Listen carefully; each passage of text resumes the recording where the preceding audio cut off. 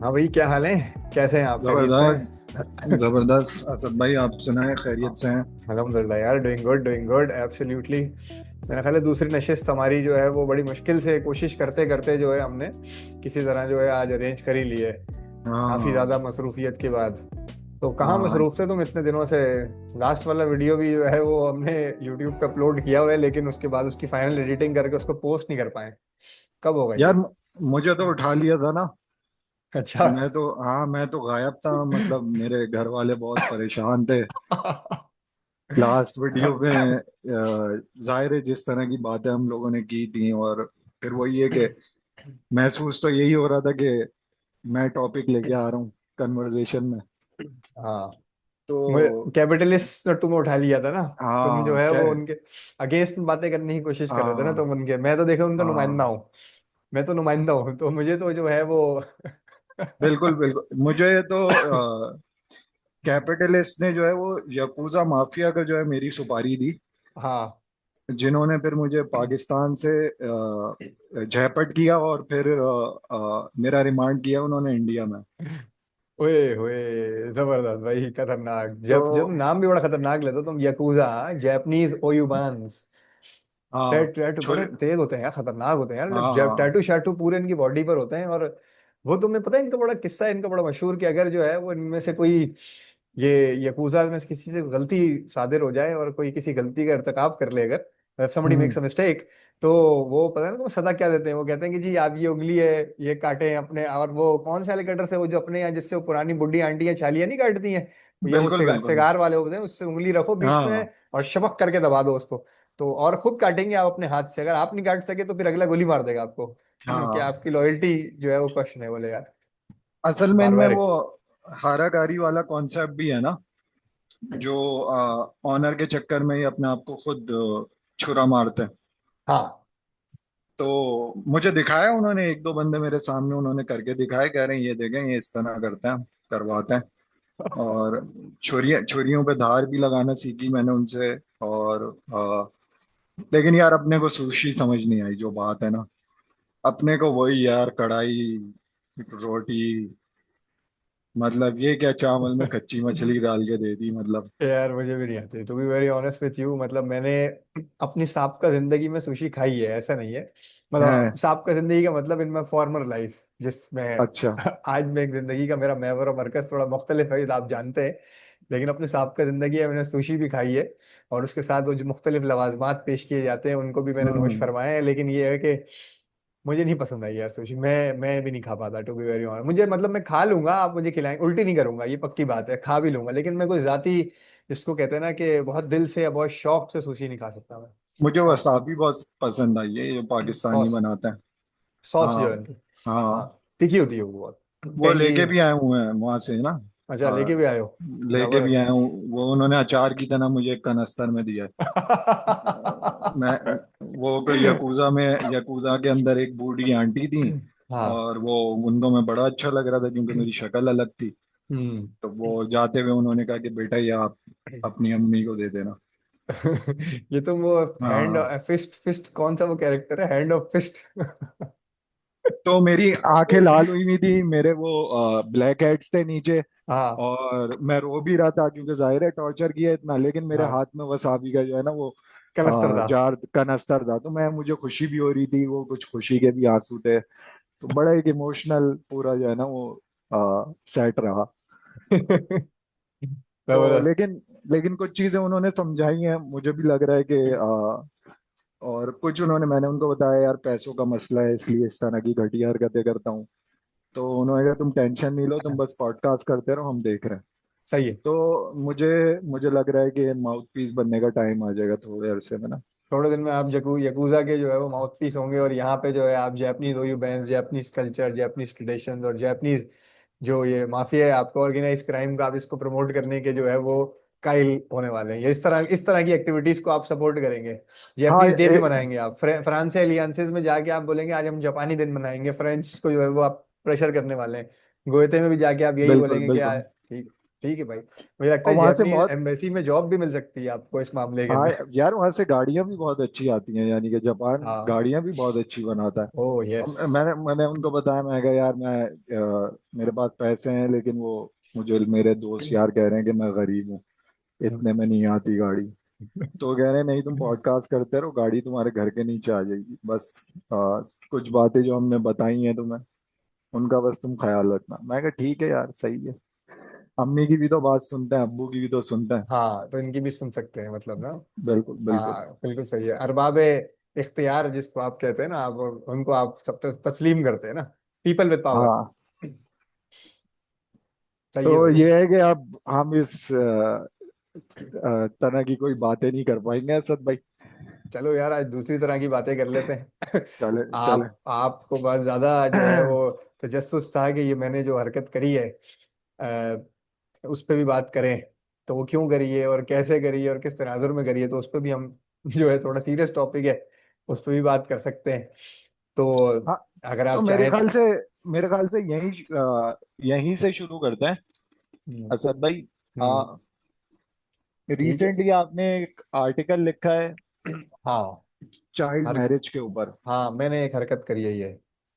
और तो मतलब मैं पहले पहले तो मैं ये चाहूंगा कि आप थोड़ा सा जो है ना इसका बैकग्राउंड दे दें कि ये आर्टिकल अभी मौजूदा वक्त में लिखने की आपको जरूरत क्यों महसूस हुई, फिर हम आर्टिकल के अंदर जाते हैं। यार, सबसे पहली चीज देखें, मैं ना खुद एक बेटी का बाप हूं, ठीक है। ठीक है। तो एक बाप होने की हैसियत से जब मेरे सामने इस तरह का सवाल आएगा ना, तो और चूंकि आपको पता है मेरा एक खास किस्म का जो है वो इल्मी ज़ौक भी है, ठीक है। हम्म। आलिम तो नहीं हूं मैं, लेकिन एक इल्मी ज़ौक रखता हूँ। चीज़ों को पढ़ने की, उनमें उतर के उनको समझने की कोशिश करता हूँ। और चंद एक साल से आप जानते हैं कि मैं जो है वो दीन के एक तालिब इल्म की हैसियत से, या आप इस तरह से समझ लें कि मेरी एक दिलचस्पी है खास तौर की, एक मतलब ना दीन के अंदर उसको समझने की कि वो कोई चीज़ क्यों है और कहाँ है और किस वजह से, और ये सारी चीज़ें जो भी उसके अंदर फिर जो मबाहिस मौजूद हैं, वो उन सबको समझने की मेरा दिल करता है। तो मैं, मेरा शौक भी है ज़ाती, तो मैं उनको समझना चाहता हूँ, उनके समझने की कोशिश करता हूँ। तो एक बाप होने की हैसियत से मेरे दिल में ये बात आई कि यार, इस पे ना मेरा एक एक ओपिनियन है। अच्छा, वो मेरा जाती नहीं है, मैं किसी साहिब इल्म की जो है वो तहकीक से, किसी साहिब इल्म के जो है वो इल्मी हासिलात से, उनकी जो भी फाइंडिंग्स है, मैं उसको जो है वो सही समझता हूँ। तो जब सही समझता हूँ तो उसको बयान करता हूँ। और इस मामले में भी उनकी जो है एक राय है, और उस राय को वो सही समझते हैं। तो लेकिन मैं सिर्फ ये पूछना चाह रहा हूँ कि जहाँ तक मेरे इल्म में है कि अभी रिसेंटली कोई बिल भी पास हुआ है, और उस बिल में कुछ इस तरह के भी बातें हैं कि 18 से पहले जो है वो लीगल एज नहीं रहेगी खवातीन की। बिल्कुल ऐसा ही और है।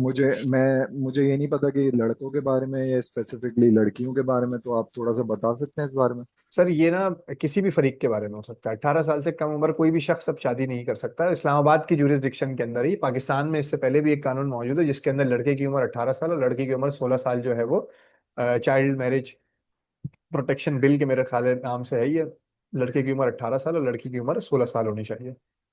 ये जो कानून पास होने की बात हुई है, ये इस्लामाबाद के जुरिस्डिक्शन के अंदर जो है, पहले इसको लिटमस टेस्ट इसका यही था कि पास किया गया है इसको। असल में देखें, कंटेंशन कहाँ से स्टार्ट होता है, मैं आपको ना इसका पूरा थोड़ा पस मंजर समझाने की कोशिश करता हूँ, इसका बैकग्राउंड देने की कोशिश करता हूँ कि मेरे पेश नज़र क्या चीज़ थी जिसकी बुनियाद के ऊपर जो है मैंने ये आर्टिकल लिखने की कोशिश की है, या मैंने जो है ये मकाला लिखा है। देखिए, पहली चीज़ जिसने मुझे मुतहरिक किया या मेरी इस बात को महमेज दिया या एज कैटलिस्ट जो है वो एक्ट किया, वो यही था कि यार मैं खुद एक बेटी का बाप हूँ, ठीक है।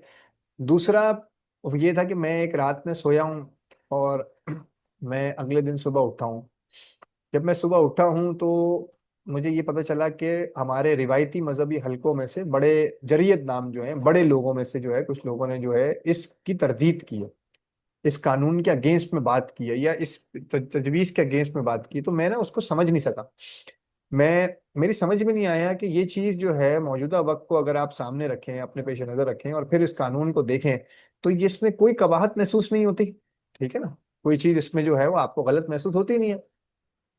तो अब मेरे यहाँ एक सवाल पेश जो है वो पैदा हो गया बुनियादी, कि दो बातें देखें, एक दो रवैये, एक तो रवैया ये है कि मैं ये बोलूँ कि भाई इन मौलवियों के बाद अकल नहीं है, ठीक है ना, ये तो पता नहीं कौन सी दुनिया में रहते हैं।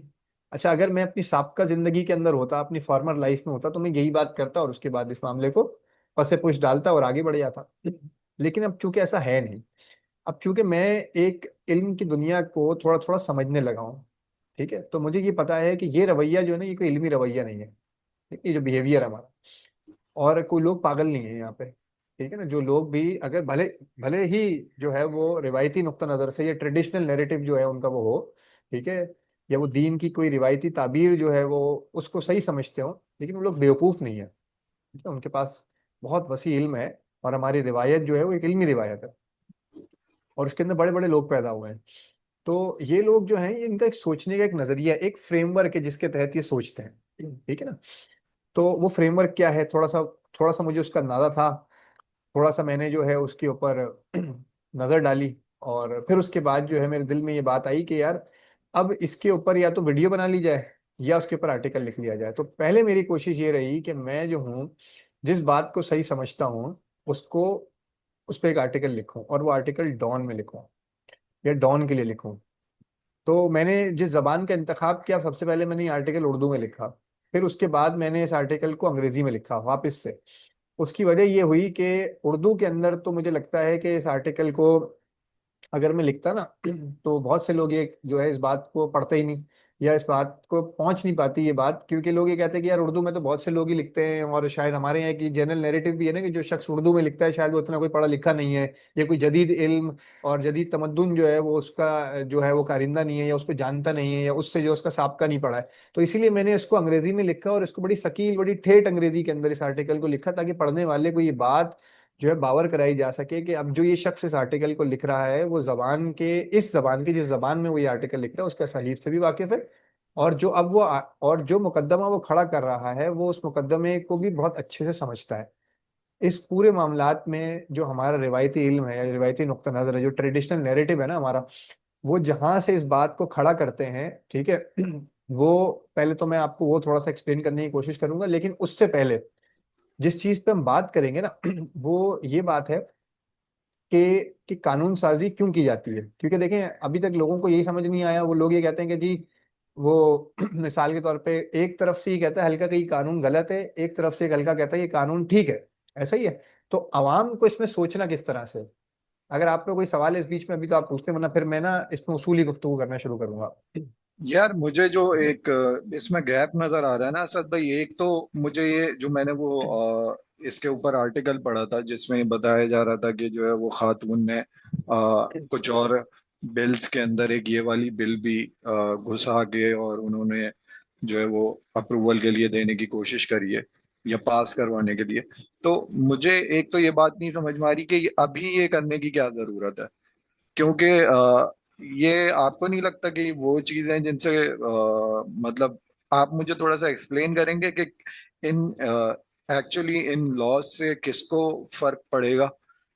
क्योंकि दूसरी बात, एक तो बात आ रही थी ये लॉ बनाने वाली, दूसरी बात जो आ रही है वो लॉ को अप्लाई करने की या लॉ को मनवाने की, कानून के लोग कानून को जो है उस कानून को स्पेसिफिकली माने। तो थोड़ा सा आप मुझे बताएंगे इस बारे में? देखिए, आपको भी ना उसी सवाल से जो है ना वही चैलेंज जो है ना आपको भी दरपेश है कि आपको सबसे पहले हम इस पे बात करते हैं।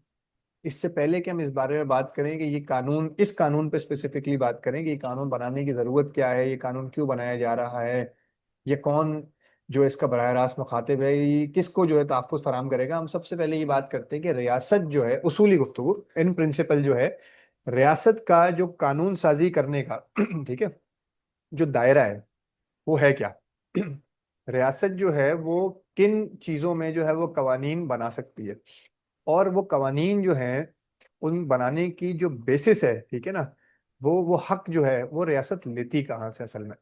सबसे पहले तो इस चीज़ को समझना बहुत ज़रूरी है। देखें, सबसे पहले जो चीज़ हमारे सामने है वो ये है कि इंसान जो है वो वो पैदाइशी तौर पर जो है ना वो आज़ाद पैदा हुआ है, वो किसी का गुलाम नहीं है। कि कोई शख्स भी किसी का गुलाम नहीं है। آج جو ہے جدید تمدن کے اندر جو ہے ہم اس چیز کو جو ہے ایکسیپٹ کرتے ہیں. عالمی منشور کے طور پہ یونائٹڈ اسٹیٹس، یونائٹڈ نیشن کا جو آپ کا چارٹر ہے آف ہیومن رائٹس کا، وہ بھی اس بات کو تسلیم کرتا ہے، انسان کی فطرت بھی اس بات کو تسلیم کرتی ہے. صحیح ہے. تو انسان جو ہے وہ بظاہر ایک انسان جو ہے وہ آزاد ہے، اس کے اوپر جو ہے وہ کوئی قدغن نہیں ہے، وہ چاہے جو چاہے وہ کرے. ٹھیک ہے نا، وہ آزاد ہے انسان. اچھا، اب انسان کو جو ہے ہر طرح کا کام کرنے کی آزادی ہے. ٹھیک ہے. وہ جو چاہے پیشہ اختیار کرے، وہ جو چاہے زبان بولے، وہ جو چاہے کھانا کھائے، وہ جو چاہے کسی سے شادی کرے، وہ جو چاہے جس سے چاہے ملے.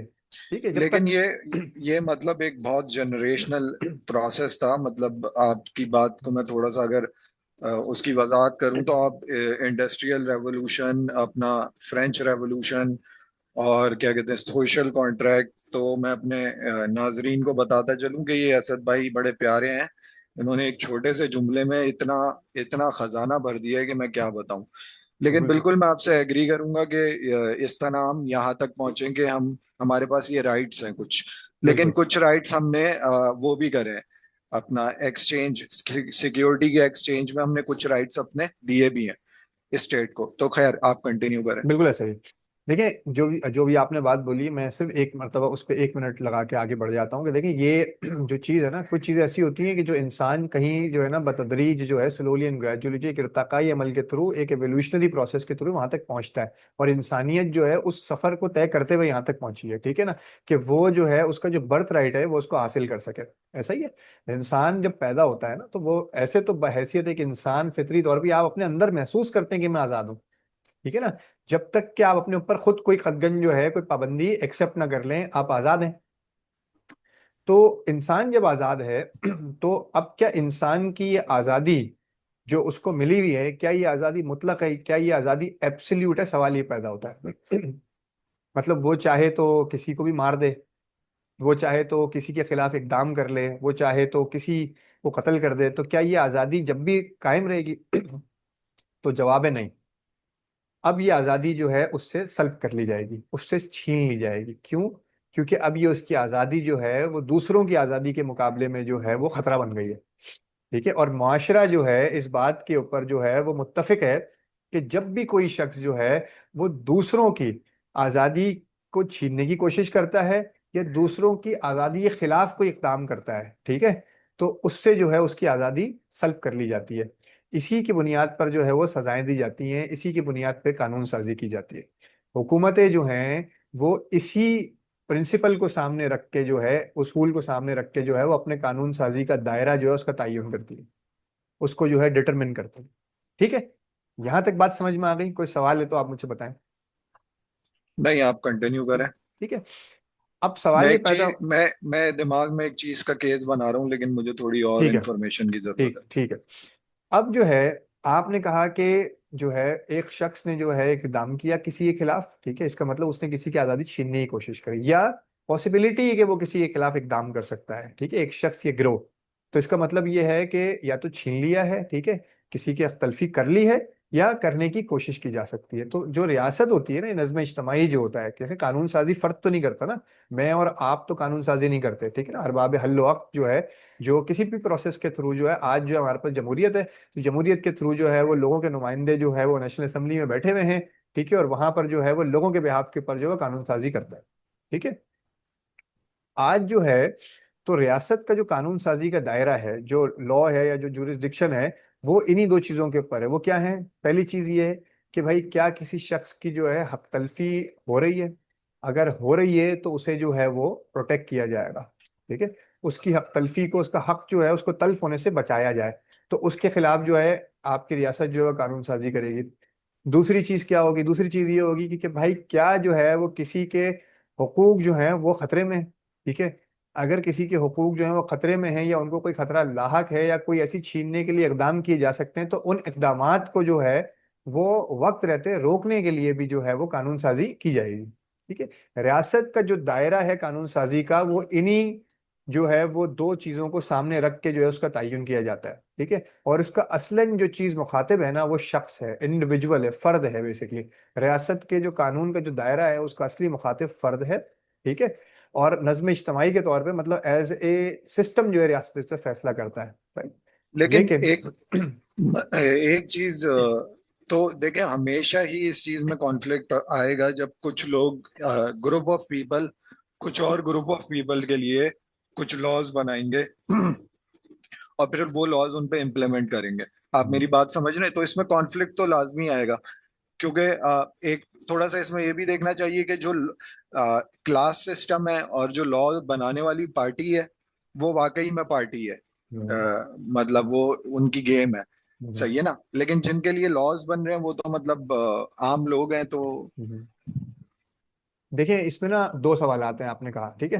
पहली चीज ये है कि हम जब कानून साजी करते हैं, आज जो है वो जमहूरी हुकूमत है ना आपके सामने, ठीक है, हम्म। जैसी भी है अपने, आप आइडियलिस्टिकली तो नहीं सोच सकते, लेकिन जो भी ये फॉर्म है इसमें लोगों के नुमाइंदे ही बैठे हुए हैं ना, ठीक है। लोग उन्हें चूज करते हैं, वोट डालते हैं, उसके बाद वो लोग जो है वो असेंबली में आ जाते हैं। भाई जब वो लोग असेंबली में आ गए उसके बाद अब वो कानून साजी हो रही है, ठीक है। वो लोग जो है अपने जुरिसडिक्शन में या जो जो उनके जो इलाकों में जो लोग हैं उनकी बेहतरी के लिए कुछ कानून साजी करते हैं, ठीक है। तो हम्म। ये रियासत कर रही है ना, वो बिल जो है लोग देखते हैं उसको, वो बिल पास हो हाँ। जाता है। अब जो सवाल आपने पूछा है ना कि भाई कुछ लोग हैं हम्म। उनका हमेशा ऐसे इख्तलाफ रहेगा, तो देखें कानून साजी जो है वो फ्यू के लिए नहीं की जाती, ठीक है। कभी भी जो है वो जो आप कानून बनाते हैं, ठीक है ना, कोई भी लॉ जब आप बनाते हैं तो वो लोगों के, थोड़े से लोगों के लिए नहीं किया जाता, ठीक है ना। वो मेजोरिटी के लिए बनाया जाता है कानून, हमेशा याद रखिएगा, ठीक है। देखिए, और मैं यहाँ इंटरनेट पे देख रहा हूँ, और कनाडा कनाडा में लीगल एज 16 है। ये यूनाइटेड किंगडम में 16-17 है। अपना ईरान में जो है वो खवातीन के लिए 13 और लड़कों के लिए 15 है। हम्म, और खवातीन के लिए 15 है इराक में। और तो यानी मुझे अभी भी यही कंफ्यूजन हो रही है कि अगर ये किसी किस्म की प्रोग्रेसिव रेस है तो अभी इसकी क्या जरूरत है? और चलें, खैर यहीं से शुरू करते हैं, हाँ फिर मैं दूसरा मैं एक मुझे आपको, पॉइंट मिला है, मैं वो भी डिस्कस करता ठीक है, हूँ आपसे, वो अच्छा मुझे अच्छा लग रहा है। ठीक है। देखिए जो सवाल आप खड़ा कर रहे हैं ना, इस सवाल के ऊपर मैं आगे आऊंगा, जिसमें हम ये बात करेंगे कि क्या जो है जिस उम्र का तयन आज किया जा रहा है, जो जो एज जो हमने जब डिस्कस की है, वो एज क्या होनी चाहिए, ठीक है ना, उस पर हम आते हैं, उस उम्र वाली सवाल, आप सवाल क्योंकि को आप। क्योंकि इसमें एक मतलब बड़ी नोटेबल चीज ये है कि लोगों के एक्सपीरियंस की वजह से, जो भी उनके लाइफ एक्सपीरियंसेस होते हैं, कुछ लोग जल्दी बड़े हो जाते हैं, कुछ लोग मतलब उनको बहुत टाइम लग जाता है बड़े होने में। और बड़े होने को मैं यहाँ थोड़ा सा एक्सप्लेन कर दूं, यानी कि कुछ लोग जल्दी मैच्योर हो जाते हैं, उनको चीजें समझ में आने लगती हैं, उनको अपना रोल नजर आने लगता है दुनिया में क्या है। लेकिन कुछ लोगों को काफी टाइम लग जाता है। तो क्या ये वाला एस्पेक्ट मतलब काउंट हो रहा है कहीं पर? बिल्कुल हो रहा है, मैं आगे आपके सवाल का जवाब दूंगा, दोनों सवालों के जवाब दूंगा। आपने एज के ऊपर बात की है कि वो क्या एज होगी जिसके जिसके ऊपर जब जिसको बुनियाद बना के जो है वो रियासत क्योंकि कानून साजी करेगी। क्योंकि दुनिया मतलब इनसे कैनेडियन से ज्यादा प्रोग्रेसिव कौन होगा? और ये तो कह रहे हैं 16 भी ठीक है। हाँ समझ रहे हैं आप बात को? बिल्कुल चले, ठीक आप है, कंटिन्यू रखें। बिल्कुल ठीक है। मैं आपको इन दोनों सवालों के आप जवाब दूंगा, और मैं जो है आपके दोनों सवालों का समाप्त भी कर देता हूँ, ताकि जब मैं आगे इनका जवाब दूं तो हमें पता हो, हमारी ऑडियंस जो सुन रहे हैं लोग, उन्हें पता हो कि सवालात क्या थे। आपने जो सवालात खड़े किए हैं वो ये हैं कि वो एज क्या होगी, ठीक है, और उस एज को हम डिफाइन कैसे करेंगे, ठीक है ना, उसका क्राइटेरिया क्या होगा कि उस एज को हम डिफाइन करें, ठीक है। ये बिल्कुल। सवाल है, मैं आपका आगे इसका चलकर जवाब दूंगा। अभी हम जहां पर मौजूद थे, जिस सवाल का मैं जवाब दे रहा था, मैं उसूली बात बता रहा था कि वो दो ही चीजें होती हैं, ठीक है, जिसकी बुनियाद के ऊपर जो रियासत कानून साजी करती है वो क्या होती है, उसका प्रोसेस क्या होता है, मैंने आपको बता दिया। और वो दो चीजें क्या होती हैं कि भाई या तो किसी शख्स की हल तलफी हो रही है, या किसी की जान माल इज़्ज़त आबरू के खिलाफ जो है कोई इकदाम किया जा सकता हो, तो उसको रोकने के लिए जो रियासत जो है वो कानून साजी करती है। यहाँ तक बात सही समझ है। में आ गई। ये उसूली दायरा है हाँ। हमारा। अब इसके बाद जो है सवाल पैदा होता है कि रियासत जो है वो किन जो है वो चीजों के अंदर जो है वो कानून साजी कर सकती है, ठीक है। तो रियासत जो है, हमेशा याद रखिएगा कि किसी शख्स की जाती जिंदगी से रिलेटेड जो है ना वो कानून साजी नहीं कर सकती। क्यों नहीं कर सकती? उसकी वजह यह है कि इंसान जो है वो आज़ाद पैदा हुआ है। जो हमने इस पूरे मुकदमे का बेसिक प्रेमिसेस उठाया था वो यही था ना कि इंसान को आज़ाद पैदा किया गया है, ऐसा ही है उसको। लेकिन हम कुछ उसके बाद हमने कुछ अपने राइट्स भी ट्रेड करे हैं ना, सिक्योरिटी और स्टेबिलिटी के चक्कर में, बिल्कुल ठीक है, स्टेट के साथ। تو बिल्कुल ठीक। ابھی تھوڑی دیر پہلے ہم یہی بات کر رہے تھے کہ آپ کہہ رہے تھے کہ انڈیویجولس جو ہیں ان کے لیے لاز بنائے جاتے ہوں، ہیں، لیکن اب آپ یہاں پر ایک ڈفرنس کریٹ کر رہے ہیں کہ ایک انڈیویجول ہے اور اس انڈیویجول کی اپنی پرسنل لائف ہے. हाँ ایسا ہی ہے، یعنی کہ बिल्कुल ہم ऐसा। نے اب دو سرکل یعنی کہ ڈیفائن کر دیے ہیں बिल्कुल ایک ऐसा है। انڈیویجول کے ارد گرد. بالکل صحیح، میں آپ کو ٹھیک ہے. واپس اس اصولی مقدمے پہ لے کے جاتا ہوں 1 منٹ کے لیے، کہ جب میں نے یہ کہا تھا کہ ریاست جو ہے وہ قانون سازی کا جو جو آپ سمجھ رہے ہیں کہ جو بیس ہے نا وہ کہاں سے لیتی ہے، وہ اس جگہ سے لیتی ہے کہ انسان آزاد ہے، ٹھیک ہے، انسان کو جو ہے اپنی شخصی زندگی کے اندر آزادی حاصل ہے، لیکن جیسے یہ انسان جو ہے اپنی آزادی کا غلط استعمال کرتا ہے اور دوسروں کی جان مال عزت آبرو کے در پہ ہو جاتا ہے، اس کے خلاف جو اقدام کرنے کی کوشش کرتا ہے، اٹھ کھڑا ہوتا ہے، چوری کرتا ہے، ڈکیتی کرتا ہے، قتل کرتا ہے، دشنام درازی دیکھیں کرتا موٹی ہے۔ موٹی موٹی چیزیں تو ہو گئی. ہاں قتل، مرڈر مطلب چوری، صحیح ہے نا. اس کے علاوہ اور بھی، ریپ، اور ہاں ہاں کیا کہتے ٹھیک ہیں، ہے، ریپ بھی کافی مڈی ہے ویسے. بالکل بالکل نہیں صحیح ہے، کسی کے خلاف بھائی دیکھیں کسی کی عزت آبرو کے خلاف بھی آپ نے اقدام کیا ہے نا، تو جیسے ہی آپ یہ کرتے ہیں تو کیا آپ آزاد ہیں یا نہیں ہے، سوال یہ ہے، تو وہ آزادی جو ہے میں نے آپ کو یہ کہا تھا کہ اس اقدام کی بنیاد پہ یا اس حرکت کی بنیاد پہ آپ کی آزادی جو ہے وہ سلب کر لی جاتی ہے، آپ سے چھین لی جاتی ہے، اور جو ہے معاشرہ جو ہے اس چیز کے اوپر جو ہے بالکل متفق علیہ جو ہے اس چیز کو تسلیم کرتا ہے کہ جو بھی شخص ایسا کرے گا تو معاشرے کی بقا کے لیے جو ہے یا معاشرے کو جو ہے اس کے تحفظ کے لیے جو ہے اس شخص کی شخصی آزادی کو جو ہے وہ چھین لیا جائے گا، ٹھیک ہے، اور اسی بنیاد پہ جو ہے وہ قانون بنائے جائیں گے۔ تو صحیح ہے. قانون کا جو دائرہ ہے نا بیسیکلی وہ یہ دائرہ ہے کہ جب کوئی شخص اس دائرے کے اندر آ جاتا ہے تو پھر اس کے خلاف جو ہے ان قانون ان قوانین کا جو ہے وہ ان قوانین کو جو ہے وہ لوگوں پہ امپلیمنٹ کر دیا جاتا ہے، ٹھیک ہے، لیکن عام عوام کی مثال کے طور پہ میں اپنی ذاتی زندگی میں کیا کپڑے پہنوں گا، ٹھیک ہے، اس پہ کوئی قانون سازی نہیں کی جا سکتی، ٹھیک ہے نا، میں اپنی اچھا.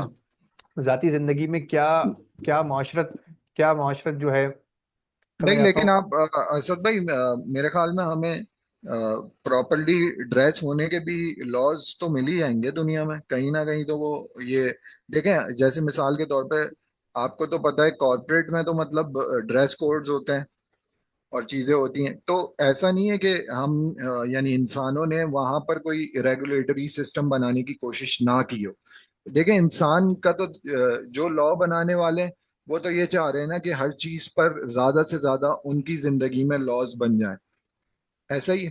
بالکل صحیح، میں آپ کی بات کو جو ہے واپس سے تھوڑی سی اس کی تحلیل کر دیتا ہوں، تھوڑا سا ہم اس کا جو ہے نا تجزیہ کرتے ہیں کہ جو بات اب آپ کر رہے ہیں نا یہ بات جو ہے کسی اسپیسیفک خاص کانٹیکسٹ میں جو ہے کچھ ضابطے اور اخلاقیات کے دائرے میں آتی ہے جو کچھ خاص لوگ اپنے ہی خاص لوگوں کے خلاف یا خاص لوگوں کے لیے بناتے ہیں، فار ایگزامپل۔ تو یہاں پر یہ کلچرل ویلیو سسٹم آ گیا میرے خیال نہیں سے. نہیں نہیں نہیں بالکل بھی نہیں، دیکھیں اچھا. کلچرل ویلیو بالکل اچھی، ابھی جس قانون کی ہم بات کر رہے ہیں وہ قانون وہ ہے کہ جو کوئی اپنے لوگوں کے لیے بناتی ہے، ٹھیک ہے، صحیح ہے. یہ بہت مختلف قانون ہے اس چیز سے کہ جو ہے کوئی کارپوریٹ اپنے لوگوں کو کام کرنے کے لیے بناتی ہے، ٹھیک ہے، کیونکہ جب اسٹیٹ قانون سازی کرتی ہے تو اس قانون سازی کے اندر جو ہے آٹومیٹکلی جو شخص بھی اپنے آپ کو جو ہے وہ اس اسٹیٹ کا یا اس نظم اجتماعی کا نمائندہ تصور کرتا ہے یا تسلیم کرتا ہے تو اس کے بعد جو ہے یہ قانون اس پہ اپلیکیبل ہو جاتا ہے، ٹھیک ہے۔ ابھی آپ نے سوال کھڑا کیا نا وہ سوال یہ کہ قانون جو اپلیکیبل ہوتے کیسے ہیں کسی کے اوپر، ٹھیک ہے، تو اس کا ہاں. سوال یہی ہے کہ جیسے ہی آپ جو ہے اپنے آپ کو کسی بھی آئیڈینٹی کے ساتھ جوڑتے ہیں تو اس آئیڈینٹی کے ساتھ جڑنے کے اوپر جو بھی لاز ہے نا وہ آپ کے اوپر اپلیکیبل ہو جاتے ہیں۔ آسان الفاظ میں آپ کو بتانے کی کوشش کرتا ہوں کہ جیسے ہی میں پاکستان آرمی جوائن کروں گا، ٹھیک ہے، جیسے ہی میں پاکستان آرمی جوائن کروں گا اس کے بعد جو ہے میرے بال بھی کٹ جائیں گے، میرا ڈریس کوڈ بھی چینج ہو جائے گا، میں ایک اسپیسیفک طریقے سے بات کروں گا، ایک اسپیسیفک روٹین کے اندر آ جاؤں گا، کیوں؟ وہ پابندیاں میں جو ہوں اس آئیڈینٹی کے نتیجے میں قبول کرتا ہوں۔ یہاں صحیح ہے، پر بھی ایک سوشل کانٹریکٹ آ گیا. بالکل ایسا ہی ہے، سوشل کانٹریکٹ ہے یہ ضمنی نوعیت کے سوشل کانٹریکٹس ہیں، یہ سیکنڈری نیچر کے سب سوشل کانٹریکٹس ہیں یہ، لیکن جس سوشل کانٹریکٹ کی ہم بات کر رہے ہیں وہ ہے آپ کا اسٹیٹ کے ساتھ، ٹھیک ہے نا، اور اسٹیٹ کے ساتھ جو آپ کے قانون کی جو اور آپ کا تعلق ایک ہے۔ میں چھوٹی سی چیز ایڈ کرنا چاہوں گا جو آپ بتا رہے ہیں کہ جیسے ہی کسی لیکن اسٹیٹ میں جیسے انسان کے پاس اسٹیٹ میں چوائس نہیں ہے. یہ تو وہ والی بات ہے نا کہ جہاں آپ جس زمین پہ آپ پیدا ہوئے ہیں وہاں کے رول اور لا آپ کے اوپر آٹومیٹکلی. یہاں پر میرے خیال میں چوائس نہیں ہے اتنی، ہے نا. نہیں نہیں چوائس ہے، کیوں نہیں ہے یار آپ کے پاس، آپ چاہیں تو اپنی زمین تبدیل کر لیں۔ आप चाहें तो अपनी जमीन तब्दील कर लें। देखें ये अलग बहस है, ये बिल्कुल अलग बहस है कि मैं जो हूँ जिस जमीन के अंदर हूँ तो क्या वो सारे के सारे कवानीन मुझे अच्छे लगते हैं? जरूरी नहीं है। अच्छा, मुझे मुझे ऐसा लग रहा है कि हम बहुत दूर आ गए। हाँ, हम ना हम असल में जो गुफ्तगू कर रहे जंप थे ना मारते उस। हैं, उधर ही जंप मारते हैं दोबारा ना, हाँ। उसी तरफ आते हैं। और इसको ये तो हमने देखे समझ लिया कि लॉज क्यों बनाए जाते हैं हम्म। और लॉज इंडिविजुअल पे अप्लाई किस तरह हो रहे हैं। अब हम आ जाते हैं स्पेसिफिक्स की तरफ कि ये जो अभी ये लॉ बनाया है तो इसकी क्या जरूरत है। और फिर हम आपके आर्टिकल पे दोबारा आएंगे कि हम्म। उसमें आप क्या केस बना रहे हैं। हम्म। देखें ये जो लॉ है ना, ठीक है, ये लॉ क्या है पहले तो हम इस पे बात कर लेते हैं, ठीक है, थोड़ा सा। देखिए ये लॉ ये कहता है कि कोई भी अच्छा, मैं पार्टी। माजरत एक छोटी सी चीज मैं ऐड करना चाहूंगा। मुझे चैट जीपीटी ये बता रहा है कि ये कोई कॉलोनियल लॉ था जिसको रिप्लेस किया गया है। ठीक है, आप तो मुकम्मल कर लें। मुझे ये पॉइंट अच्छा लग रहा है कि अगर कोई कॉलोनियल बनाए हुए कवानीन अगर हमारे पाकिस्तानी लोग अपने कवानीन से रिप्लेस कर रहे हैं तो ये तो बहुत अच्छी बात है। मुझे तो बड़ी खुशी हो गई है सुन के। लेकिन बस अ- खुशी होगी, मुझे मुझे कोई फर्क नहीं पड़ता कानून क्या है।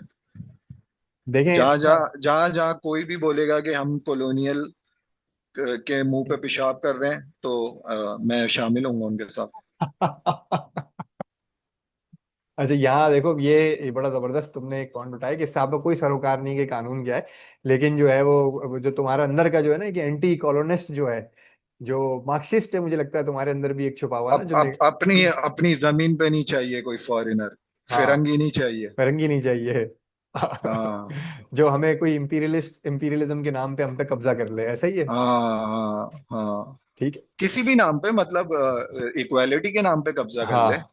डीईआई के नाम पे कब्जा कर ले, मतलब किसी भी नाम पे कर ले, एट के नाम पे कर ले। हाँ मतलब बहुत उसके बहुत सारे नैरेटिव हो सकते हैं जिसकी बुनियाद पे वो आप पे जो है वो कब्जा किया जा सकता है या आपको तो जो है वो कैप्चर किया जा सकता है। तो असद भाई, ये भी अगर आपकी नजर से गुजरा हो पॉइंट तो इस पे भी रोशनी डालिएगा, लेकिन आप अपनी बात कंटिन्यू रखें। हाँ, तो मैं फिर जो हमारे जो सामयीन हैं उनको मैं थोड़ा सा उनके लिए जो है फिर समरी कर देता हूँ कि देखिए अब तक हमने जो बात की है वो ये बात की है कि कानून जो है उनका वो बनाए कैसे जाते हैं, ठीक है ना। शख्स आज़ाद पैदा हुआ है, उस शख्स की आज़ादी जो है वो एब्सोल्यूट नहीं है। उस शख्स की आज़ादी जो है इस चीज़ पे इंहसार करती है कि वो लोगों की जान माल इज्जत आबरू जो है उसके खिलाफ कोई इकदाम नहीं करेगा या लोगों की हक तलफी करने की कोशिश नहीं करेगा। अगर वो ऐसा करेगा तो इसके नतीजे में जो है उसकी आज़ादी जो है वो मुआशरा बतौर मुआशरा इस चीज़ को जो है वो तस्लीम करता है कि सल्ब कर ली जाएगी, छीन ली जाएगी, उसको जो है वो कॉन्फिस्केट कर लिया जाएगा। उसके बाद जो है उसके खिलाफ जो है, और इसी चीज़ को बुनियाद बना के जो है वो रियासत नज़्म इज्तमाही या आपका सिस्टम जो है वो कानून साजी करता है। कानून साजी का जो दायरा है वो ये है कि चूंकि कानून साजी जो है वो किसी इसी चीज़ की बुनियाद पे की जाती है तो माशरा जो है या रियासत जो है लोगों की शख्सी ज़िंदगी पर्सनल लाइफ या इंडिविजुअल लाइफ के ऊपर जो है वो कानून साजी नहीं कर सकता।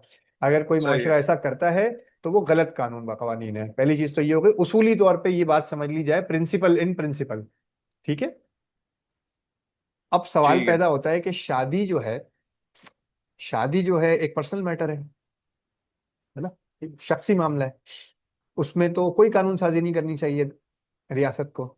लेकिन इस मामले के नतीजे में जो है अगर रियासत को ये बात लगती है कि किसी शख्स की जो है वो हक तलफी की जा रही हो, किसी बच्ची का जो है वो जबरदस्ती जो है वो निकाह पढ़ाया जा रहा हो, किसी बच्ची की तालीम छुड़वाई जा रही हो उसके जो है मतलब उसकी रजामंदी के बगैर, किसी को जो है वो जबरदस्ती जो है वो कन्वर्ट करके छोटी उम्र में उस पर शादी करवाई जा रही हो, या और किसी खानदानी प्रेशर की बुनियाद के ऊपर या जड़ जमीन की बुनियाद के ऊपर जो है किसी की शादी करवाई, या किसी लड़के को जो क्योंकि है नहीं नहीं, लड़के तो खुश होंगे भाई, मतलब लड़कों को तो कोई मसला नहीं है।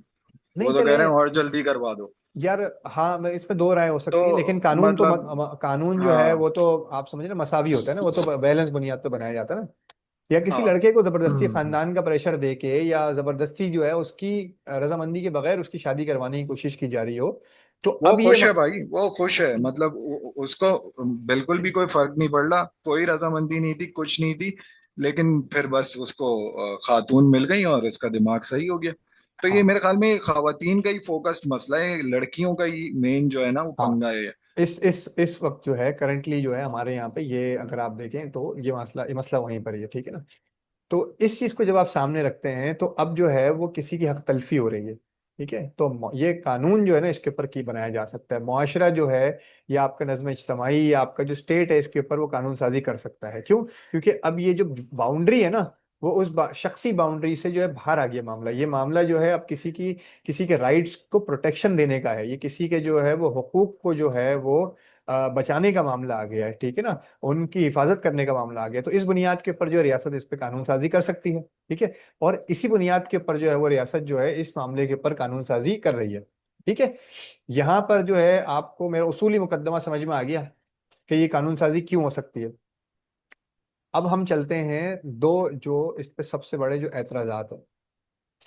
देखिए, सबसे पहली चीज हमारे जिसने जो है मुझे मुतहर्रिक किया कि मैं जो हूँ इसके ऊपर ये लिख सकूं, पहली चीज ये थी कि इन्होंने ये कहा कि जी इस्लाम के जो है ये खिलाफ है कानून, ठीक है। पहली चीज ये आ गई आपको, ठीक है।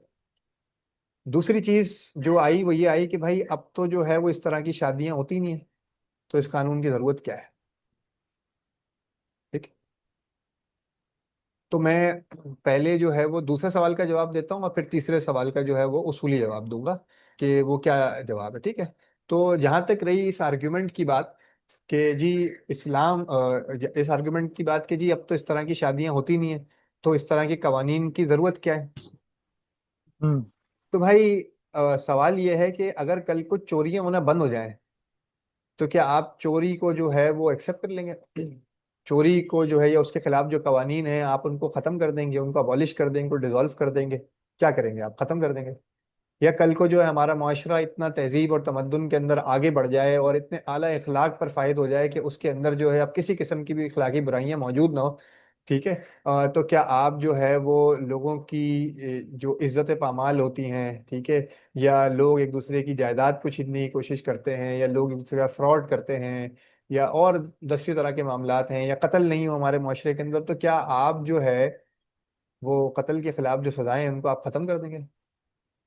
पहला नहीं, सवाल तो ये है, नहीं करेंगे ना। नहीं, नहीं तो करेंगे। कवानीन जो है वो इंस्टेंसेस की जो है वो फ्रीक्वेंसी की बुनियाद पे नहीं बनाए जाते, वो इंस्टेंसेस की एक्चुअलिटी या रियलिटी की बुनियाद पे बनाए जाते हैं। पहली चीज तो ये हो गई, ठीक है।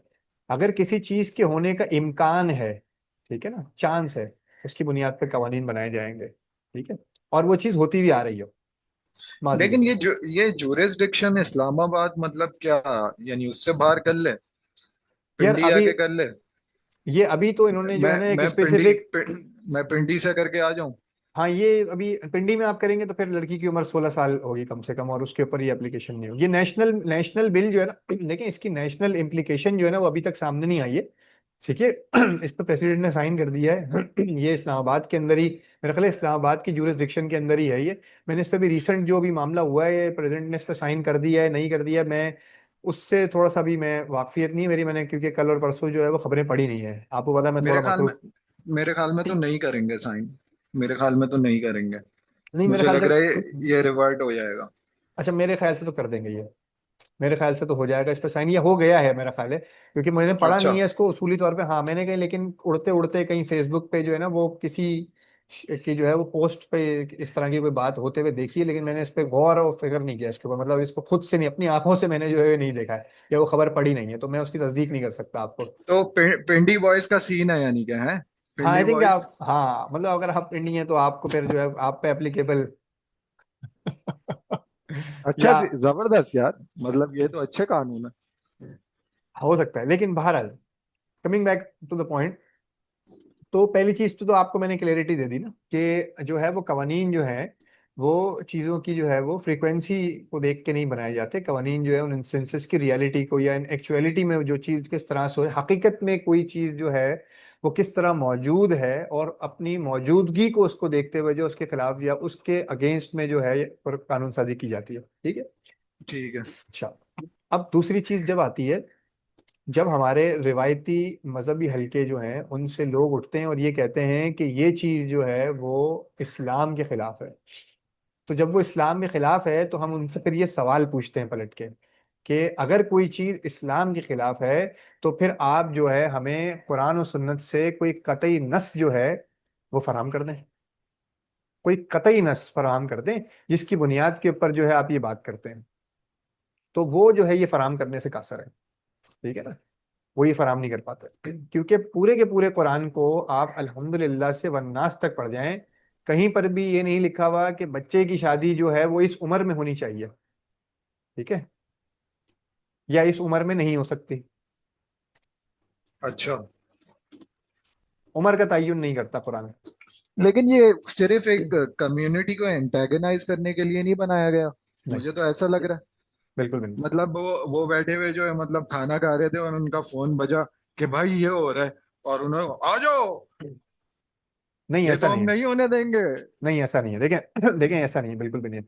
देखें, हम ना किसी भी शख्स के नियत और मुहर्रकात नहीं तय करेंगे, पहली चीज़ तो ये हो गई, और इस पे भी हम इस प्रोग्राम में गुफ्तगू करेंगे, क्योंकि भाई मैंने उनके दिल में झांक के नहीं देखा। मेरे सामने तो देखें वो उसूल मौजूद है, मेरे सामने उनकी बात मौजूद है, और मैं रिवायती नुक्ते नज़र के सिर्फ और सिर्फ जो है उन लोगों की उस बात से इख्तलाफ करता हूँ। बाकी तो यार मैं, मेरा बड़ी हमदर्दी है, बड़ी मोहब्बत है, ये सारे हमारे अकाबिर हैं, सारे हमारे बुजुर्ग हैं, इसमें कोई शक नहीं है। ठीक है ना, इनसे मैं, हम इनसे इस्तेफादा, मतलब शबो रोज इनसे जो है अक्सर इस्तेफादा किया है इन लोगों से, इन्हीं की किताबों को पढ़ते हैं। ये पीछे जो आप किताबें देख रहे हैं, ये किताबें आसमान से तो नाजिल नहीं हुई है ना, ये इन्हीं लोगों ने लिखी है ना, यही हमारे असलाफ हैं। हम्म। ऐसा ही है ना। तो मतलब, और वो जरूरी नहीं कि सिर्फ मुसलमान दुनिया से हो, वो गैर मुस्लिम दुनिया से भी हो सकते हैं। उसके अंदर एरिस्टोटल भी है, प्लेटो के पीछे डायलॉग्स ऑफ प्लेटो पड़ी हुई है, वो वहाँ पे इब्न खल्दून पढ़ा हुआ है, वो वहाँ नीचे जो है कुछ और बर्ट्रैंड रसल पढ़ा हुआ है, यहाँ पे कुछ और पढ़ा हुआ है, ऊपर जो है वो तफसीर इब्न कसीर पड़ी हुई है। तो बहुत बहुत सारी चीजें हैं, मतलब ये सारे ही हमारे अकाबिर और सब सारे ही बुजुर्ग हैं। ठीक है ना, और हम सबसे अक्सर इस्तेफादा करते हैं रोज की बुनियाद पर, लेकिन इख्तलाफ जो है वो किसी बुनियाद पे किया जा रहा है। और देखें, इस्तदलाल किसी भी इख्तलाफ की जो बुनियाद होती है वो जज्बात नहीं हो सकते, कि मुझे अच्छा नहीं लगता है या मैं इसको अच्छा नहीं समझता, ये आपके जज्बात हैं, आपको अपने जज्बात रखने का पूरा हक होगा। लेकिन कोई भी चीज़ जो है जब इल्म की दुनिया में आ जाएगी, तो फिर क्या चीज़ जो है वो फैसला कौन होगी, वो चीज़ होगी इस्तदलाल, आर्ग्यूमेंट, रीजन जो है वो किसी भी चीज की बनेगा।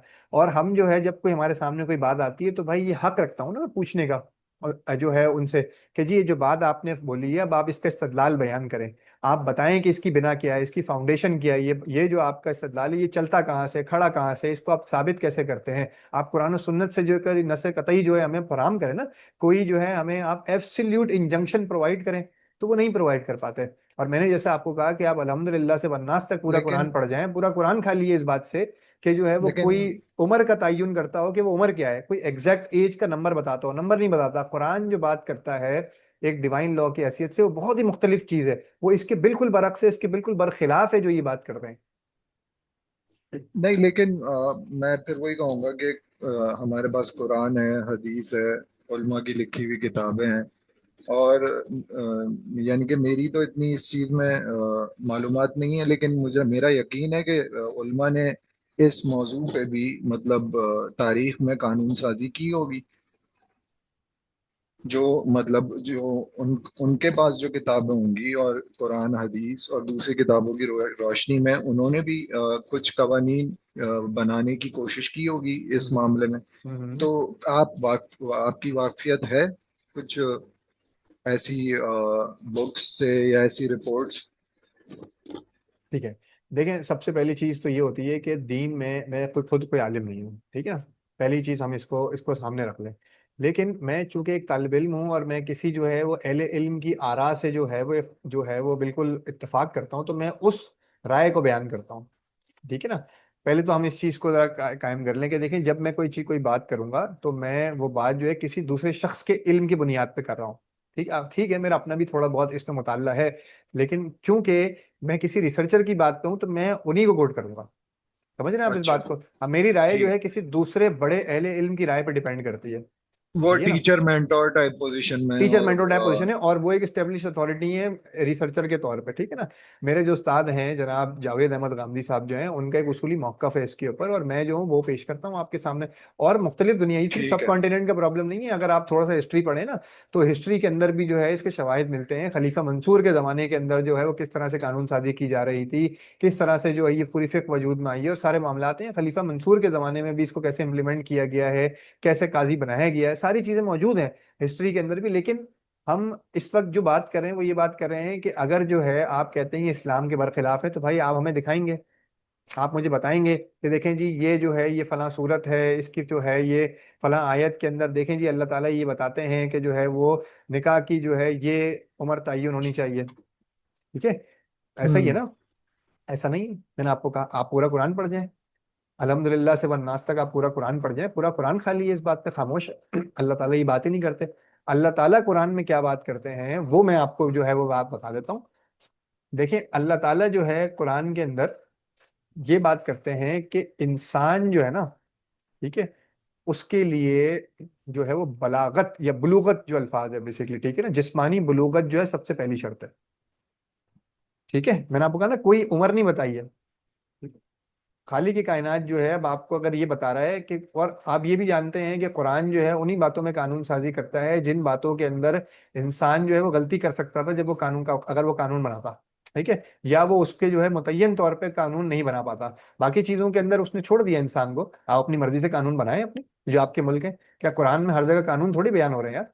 वो आपको ये थोड़ी बताता है कि आपने अपनी जिंदगी में जो है वो बहुत से काम कैसे करने हैं। आपने बस में जाना है, आपने गाड़ी में जाना है, आपने नहीं जाना है, या आपके ऊपर छोड़ दिया। आपने कैसे खाने खाने ही छोड़ दिया, उसने आपके ऊपर छोड़ दिया है। ऐसे ही है बहुत सी चीजों को, बस उस जहां जहां पे देखें कुरान का लेकिन ये अमूमी लेकिन उसलूब है। सोर्सेस सोर्सेस पे बात करी है ना, कि जैसे अगर आप खाना खा रहे हैं तो वो ईमानदारी, ऑनेस्टी और मेहनत करके हासिल किया हुआ खाना हो। मतलब आप सफर कर रहे हैं तो वो सफर हलाल हो आपके लिए, मतलब आपने कोई उल्टा काम नहीं करा उस सफर को करने के लिए। तो मेन जो सोर्सेज है वहां से ग्रिप ली हुई है ना। तो ये देखें, अब ये पॉइंट आ गया, ये बालिग वाला ना, इसी को कह रहे हैं ना आप, जो हाँ अरबी वर्ड बालिग, आपने मुझे बताया। बुलूगत में दो दो अल्फाज हैं इसके अंदर। देखिए मैं आपको बताता हूँ। सबसे पहली चीज जो कुरान जो ताबीर इख्तियार करता है, अगर मैं आपके सामने अपना वो आर्टिकल ही खोल लेता हूँ तो आपको वो बात भी समझ में आ जाएगी जब मैंने यहाँ से बात शुरू करता हूँ। कि पहली चीज तो कुरान आपके सामने जो है ना वो बुलूगत को रख देता है, ठीक है। आपने कहा कि जी ये बुलूगत होनी चाहिए, तो वो बुलूगत जो है वो हो जाती है वहां पर आके ना, कि जी बुलूगत क्या है, जब भी कोई शख्स जो है जिस्मानी बुलूगत को पहुंच जाएगा तो उसका वो निकाह के लिए रेडी है। ठीक है ना, मतलब उसकी शादी दो, उससे पहले नहीं हो सकती। दोनों पार्टियां। दोनों पार्टियों का बुलूगत की उम्र तक पहुंचना बहुत जरूरी है, ठीक है। उससे पहले तो एक फितरी बात है ना यार, कि शादी का मकसद क्या है। शादी जब आप करेंगे तो उसके उसके लाजमी नतीजे के तौर पे एक जिनसी ताल्लुक वजूद में आएगा, उससे जो है खानदान वजूद में आएगा। तो सबसे पहली चीज जिनसी ताल्लुक है जो वजूद में आना है, ऐसा ही है। तो उसको लीगलाइज करने के लिए जो है सबसे पहली चीज जो है ये है कि कोई शख्स जो है वो मेच्योरिटी या प्यूबर्टी या आपकी जिसको ना उस थ्रेशोल्ड को हिट कर गया हो। ठीक है, ये पहली चीज हो गई। अच्छा, फिर देखें इसमें कोई उम्र नहीं बताई। क्यों? क्योंकि हर जमाने में जो है ये उम्र बदलती रहेगी। और अगर हम इस बात पे यकीन रखते हैं कि जी कुरान जो है उसका कलाम जो है वो आफाकी कलाम है और क़यामत तक जो है वो खड़ा रहेगा अपने मुसल्ले में अपनी जगह के ऊपर, तो फिर उसने जो है इसीलिए कोई उम्र नहीं बताई। क्योंकि किसी जमाने में औरतें जो है 15 साल के अंदर बलूगत को पहुंचती थी, आज जो है वो 11-12 साल में भी बच्ची हैं जो है प्यूबर्टी हिट कर जाती हैं। तो वक्त के साथ साथ जो है ये उम्र रिग्रेस हो रही है। ठीक है, पहली चीज तो ये चिकन होगा। चिकन भी खाती है ना।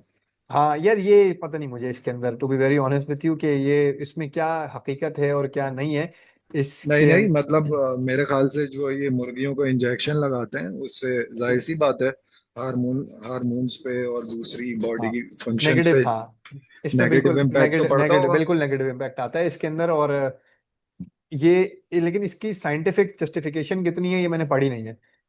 तो जो चीज़ मैंने पढ़ी नहीं है मैं उसको जो है किसी, जिसको आप कहते हो फर्म जगह पे ईजान के साथ जो है कॉन्फिडेंस के साथ जो है ना वो मैं आपको उस पर कुछ बता नहीं पाऊंगा। लेकिन नहीं, इस पे भी बात करेंगे, मुर्गियों का हाँ, क्या मसला है। इस पे करेंगे। इसके लिए ना एक और नशिस्त आप रख मुर्गियां लें। और लड़कियां।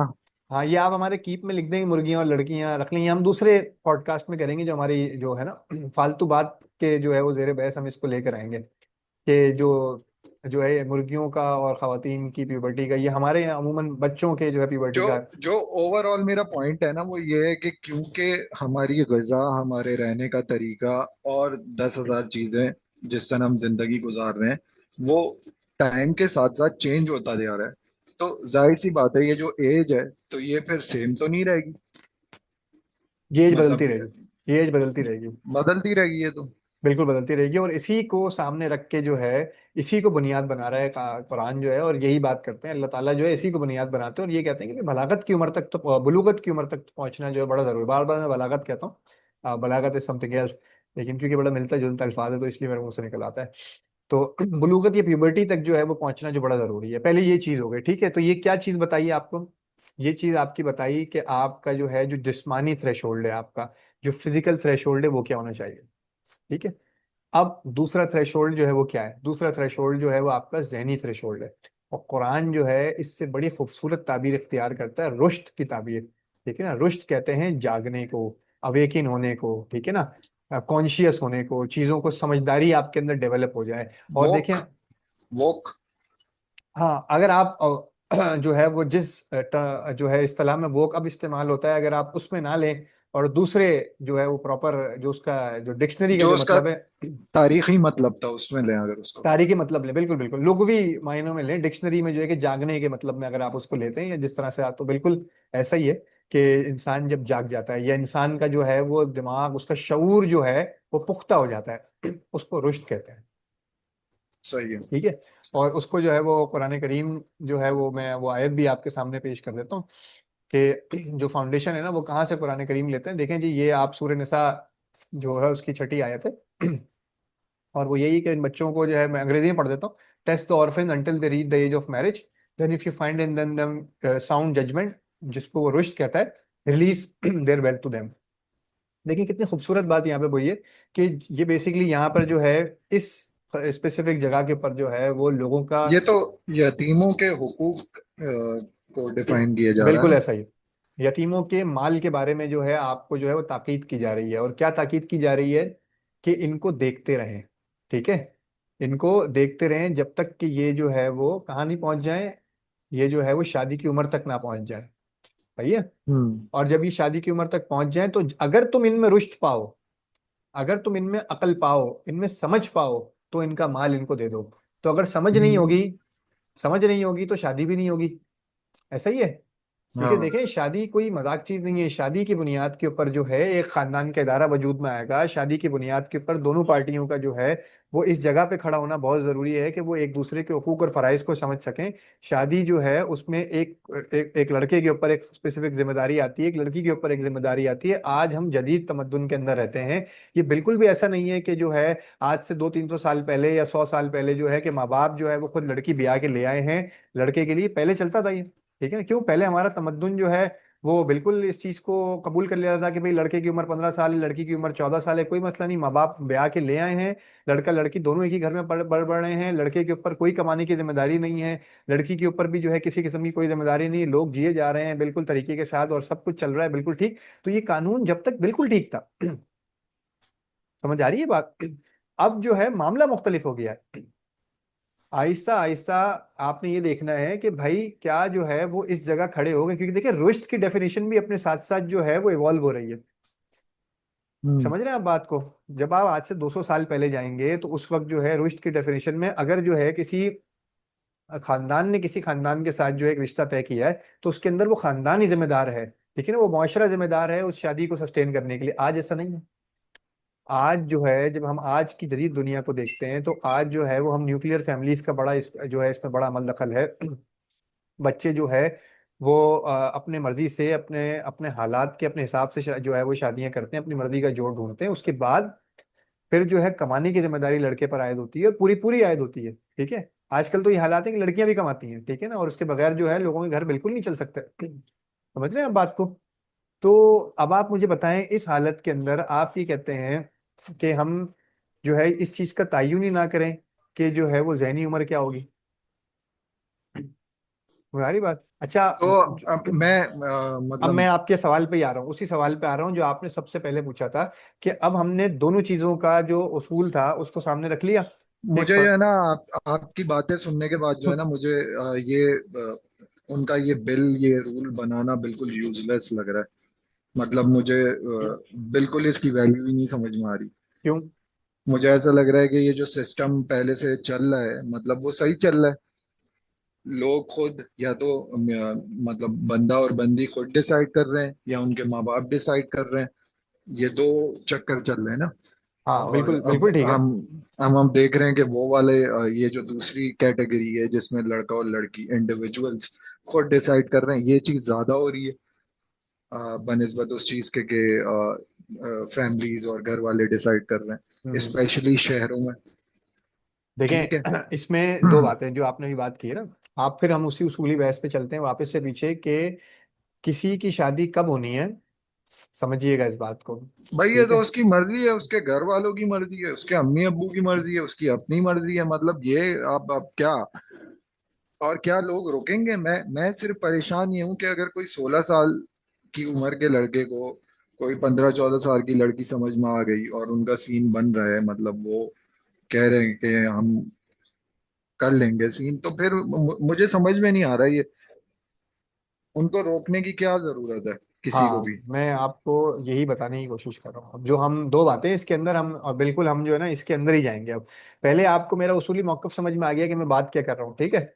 کہ جب تک کوئی جو ہے سب سے پہلی چیز یہ ہونی چاہیے کہ آپ جو ہے وہ جسمانی جو ہے وہ بلوغت کی جو ہے اس کو آپ نے اٹین کر لیا ہو، اور دوسری چیز یہ ہے کہ آپ کے اندر جو رشد پایا جاتا ہو۔ ایج میں نے کہیں پہ بھی نہیں بتائی ہے، اگر آپ دیکھیں اس پوری گفتگو کے اندر۔ مجھے تو اب ضرورت ہی نہیں محسوس ہو رہی ہے آپ کی بات صحیح سن کے ہے، ایج کی۔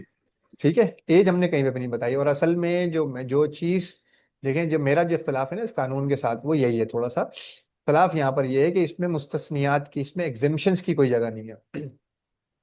ہوں دیکھیں ابھی لیکن عمومی طور پہ 15 16 سال کی شادیاں ہوتی نہیں ہیں، آپ اس بات کو پہلے سمجھ لیں، ٹھیک ہے؟ نارملی لوگ جو ہے 18 20 سال میں 25 سال میں ہی شادی کر رہے ہوتے ہیں ٹھیک ہے؟ یہ قانون بنایا گیا ہے ان لوگوں کو پروٹیکٹ کرنے کے لیے جو کہ آپ کے سمجھے فرنجز پہ ہیں، جو کیسز ہو رہے ہیں، ٹھیک ہے نا؟ جو کہ بہت کم ہوتے ہیں، سمجھیے گا اس بات کو۔ اچھا، جب یہ قانون بن جاتا ہے نا، تو یہ کیسز اسلام آباد میں ہی ہو رہے ہیں؟ نہیں سر، جب یہ پاس ہوگا نا تو پھر میرا خیال ہے اس کی امپلیکیشن جو ہے یہ پورے ملک پہ کی جائے گی۔ I am pretty much sure about that کیونکہ اس طرح سے تو تو نہیں ہوگا یہ ٹیسٹ بنے گے کتنا وہ آ رہا ہاں، ہے مطلب؟ یہ بالکل اسی طرح کا کوئی ٹیسٹ رن ہوگا یہ، پھر اس کی بلو امپلیکیشن جو بیک ہے، کتنا آئے گا؟ جی جی اس کو اسی طرح سے بلو بیک تو خیر جتنا بھی آنا ہے وہ تو آئے گا، مجھے لگتا ہے دے ول گو ود اٹ، اور دے مائٹ ہیو بین، ابھی میں نے کنفرم نہیں کیا اس بات کو، but they will go with it, ٹھیک ہے نا؟ دا ریزن ہوں بینگ کہ اس کو بنانا ہے اس وقت جو ہے نا، دیکھیں حکومت جو ہے نا وہ قانون سازی کر سکتی ہے اس دائرے کے اندر، جس دائرے کے اندر جو ہے میں نے آپ کو جو شروع میں دائرہ بتایا نا، جس میں جہاں جہاں اس کو لگتا ہے لوگوں کی ایک تلفی ہو سکتی ہے، اس کا امکان ہے یا ہو رہی ہے، ٹھیک ہے؟ صحیح ہے۔ حکومت اس جگہ پہ جو قانون سازی کر سکتی ہے، اس کو حق دیا گیا، اس کو روکا نہیں گیا۔ اور اگر کوئی شخص کہتا ہے کہ جی روکا گیا ہے، تو پھر وہ جو ہے، اور اگر وہ اسلام کا نام لیتا ہے تو پھر وہ قرآن و سنت سے کوئی جو ہے وہ قطعی نص لا کر ہمیں دکھائے گا اس کے اوپر، ٹھیک ہے؟ جو کہ ہوں اگر ہوتی تو پیش کر دی جاتی، جو کہ پیش نہیں کی جاتی۔ اچھا، اب سوال پیدا ہوتا ہے کہ اس قانون میں ایک سب سے بڑا جو فلا ہے وہ کیا ہے؟ وہ فلا یہ ہے کہ اس میں مستثنیات یا ایگزمپشنز جو ہے نا وہ نہیں ہے۔ مثال کے طور پہ ایک شخص جو ہے وہ سمجھیں کہ مر رہا ہے، ٹھیک ہے؟ وہ قریب المرگ ہے، اور اس کی بیٹی ہے 17 سال کی، وہ اس کا بھائی جو ہے وہ کہتا ہے تم اب چونکہ اس دنیا سے جا رہے ہو تو تمہاری اولاد کو جو ہے وہ اس کو کون سنبھالے گا، ٹھیک ہے؟ تو تم جو ہے وہ میرے بیٹے سے، جو میرے بیٹے کی عمر 20 21 سال ہے، ٹھیک ہے، اپنی بیٹی کی شادی کر دو، تو میں جو ہے تمہاری بیٹی کو اپنے گھر لے آؤں گا، اور پھر اس کا ویسے ہی ہم خیال کریں گے۔ تو اب جو ہے اس استثناء کو جو ہے ایڈجسٹ کرنے کے لیے، ٹھیک ہے نا، اس قانون میں جگہ نہیں ہے۔ ہوں دیکھیں میں نے آپ کو شروع میں کہا تھا نا کہ ہم جب بھی بات کریں گے اصول کے اندر رہ کے بات کریں گے، کوئی بھی چیز کو بات کرنے کا کوئی اصولی موقف ہوگا، کوئی پیراڈائم سیٹ کریں گے ہاں اور اس کے بعد اس کے اندر جتنی بھی چیزیں ہیں اس کو ایڈریس کرنے کی کوشش کریں گے، ایسا ہی ہے؟ تو یہ چیز اس پہ ہوں ایڈریس نہیں ہوتی، تو میرا خیال ہے کہ اس کو ایڈریس کرنا چاہیے۔ دوسری چیز، جو 18 سال کی عمر ہے نا، اس 18 سال کی عمر کے ہوں اوپر بھی بحث کی جا سکتی ہے معاشرہ اس پہ بحث کر سکتا ہے، اس پہ نیشنل اسمبلی میں ڈیبیٹ ہو سکتی ہے کہ عمر 18 ہونی چاہیے، 16 ہونی چاہیے، 17 ہونی چاہیے، مجھے اس سے کوئی مسئلہ نہیں ہے کہ کل کو ہمارا نظم اجتماعی لوگ ڈیبیٹ کر کے اس چیز کے اوپر آ جائیں کہ وہ عمر جو ہے 15 سال ہونی چاہیے، دیٹس فائن لیکن لوگوں کی اکثریت یا لوگوں کے نمائندے جو بیٹھے ہوئے ہیں یا لوگ، ٹھیک ہے نا، نظم اجتماعی جن کو آپ نے بٹھایا ہے، جو قانون ساز ہیں ادارے، وہ اس چیز پہ جو ہے آ، اس چیز کو مطلب پراپرلی جب تک جو ہے وہ جو ہے وہ ڈیسائیڈ نہیں کرتے، جب تک جس چیز کو وہ ڈیسائیڈ کریں گے نا وہ چیز ہو جائے گی، ڈیسیجن میں آ جائے گی، سمجھ رہے ہیں آپ بات کو؟ میں میوٹ کروں گا 1 منٹ کے لیے، آئی ہیو ٹو 1 منٹ دیجیے گا۔ ہاں مجھے بہت زور سے کھانسی آ رہی ہے، آئی ہیڈ ٹو کف یار۔ میں 1 منٹ، مجھے بھی پانی پینا ہے۔ اسد بھائی آپ کے پاس وہ آ رہی ہے اپنا ٹائم لائن آ رہی ہے کب کا کتنا ٹائم ہو گیا؟ ہماری اس گفتگو کو، ہوں یار میں نے تو نہیں دیکھا ہماری اس گفتگو کو کتنی دیر ہو چکی ہے، لیکن بہرحال تو یہ آپ نے جو ہے اصولی موقف میرا اس کے اوپر سمجھ لیا، اور میں نے آپ کے وہ دونوں جوابات بھی دے دیے جو آپ نے شروع میں اٹھائے تھے، हम्म। ठीक है ना, कि उम्र क्या होनी चाहिए, तो मैंने आपको बता दिया कि भाई उम्र जो है ना, वो भी आप आपस में बाइमी इत्तेफाक से डिस्कस कर सकते हैं, वो उम्र क्या होनी चाहिए। ठीक है, अगर लोगों को लगता है कि वो एज 18 साल है आज के जमाने को देखते हुए, तो बिल्कुल ठीक है।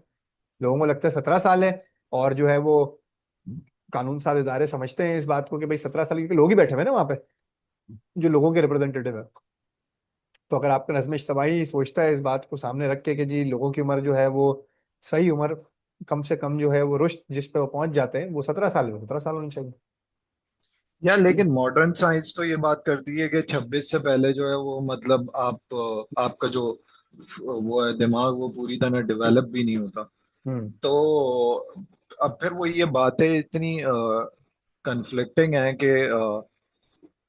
देखें यानी इसके कि ऊपर ना, इसके ऊपर इसमें इसमें आप इसको समझें कि देखें, मैंने इसके लिए आपको कहा कि बड़ी खूबसूरती से जो है ना कुरान ने इस बात को एड्रेस किया है, वो यही है कि इसमें ना कोई डेफिनेटिव जवाब ही नहीं है। वही ना। इस नहीं, नहीं, मुझे ये चीज अच्छी लगी आपके जवाब में, जो आप कुरान से ड्राइव कर रहे हैं कि उसमें नंबर की जरूरत ही नहीं है। वो तो एक और मतलब फिलोसफिकल लेवल पे वो प्रॉब्लम को दो तरीके से रिजॉल्व कर रहे हाँ। हैं, एक मेंटली और एक फिजिकली। यस। तो जब दोनों प्रॉब्लम्स मतलब रिजॉल्व हो गई, और फिर एक और चीज मौजूद है कि कोई जज मौजूद है वहां पर ना। हाँ। मतलब जज मतलब अम्मी अब्बू हैं, बड़ा भाई है, बड़ी बहनें हैं, कोई दादा अब्बू है, कोई ना कोई है, टीचर है जिस पूरे जिंदगी पढ़ाया, अब वो देख रहा है कि नहीं यार इस बच्चे की अब शादी की जरूरत है, या इस लड़की की अब शादी करवा देनी चाहिए। या वो खुद करना तो चाहता है और उसकी उम्र हो या चुकी वो, है। हाँ मसला तो बिल्कुल यहाँ है ही उसका नहीं ना, मसला तो यहाँ है ही नहीं, मसला तो वही ना। यहाँ है कि जब यही लोग जो है उसका हक जो है उसको तल्फ करने की कोशिश करें, उसकी मर्जी के बरखिलाफ जो है उसकी शादी करवाने की कोशिश करें, उसकी जबरदस्ती जो है वो जर माल और जर की वजह से जो है वो किसी और से किया जायदाद की ऐसे कर, तो फिर क्या होगा? तो फिर जो है यहाँ रियासत बीच में आती है और वो फिर जो है तो अपने ये उस वाला शहरी, रूल फिर काम में आएगा। फिर ये वाला रूल काम में आना चाहिए ना, क्योंकि यहीं पे तो यही तो रियासत का दायरा है। देखिए मैंने आपको क्या कहा था कि शादी किसने कब करनी है वो तो शादी लोगों का शख्सी मामला है। भाई किसी को 17 साल में लड़की पसंद आ गई, उसके माँ बाप ने कहा बेटा तुम भी 18 की हो जाओ, वो भी 18 की हो जाए, ये तुम कमाने के काबिल हो जाओ।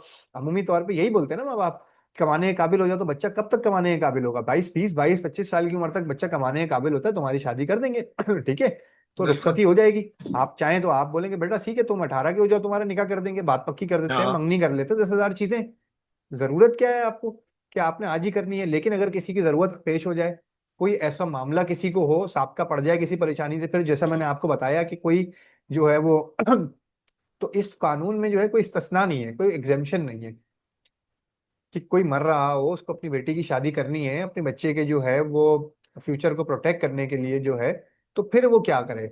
असल में तो मेरा जो हम्म। इख्तलाफ है वो यहाँ से शुरू होता है कि इसमें ना और सिर्फ मेरा नहीं, ये मैं जिन साहिब इल्म की बात से जो है मैं जो है इत्तेफाक करता हूँ, मेरा ख्याल है उन्होंने भी इसी किस्म का जो है इस पे सवालिया निशान बनाया है।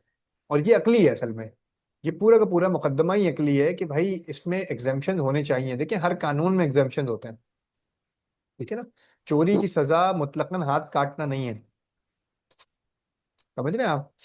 चोरी की सजा अगर मुतलकन हाथ काटना नहीं है, कुरान इस बात के ऊपर बिल्कुल वजाहत करता है। कुछ सजाएं हैं ना जो कुरान ने बताई हैं, तो चोरी की सजा जो है, आपने चोरी करी तो चोरी की सजा मुतलकन हाथ काटना नहीं है। उसके बाद वो कहता है कि भाई चोर के हालात और वाकयात भी देखे जाएंगे, मुजरिम के हालात और वाकयात देखे जाएंगे। क्या भूखा तो नहीं था, कोई मजबूरी तो नहीं थी?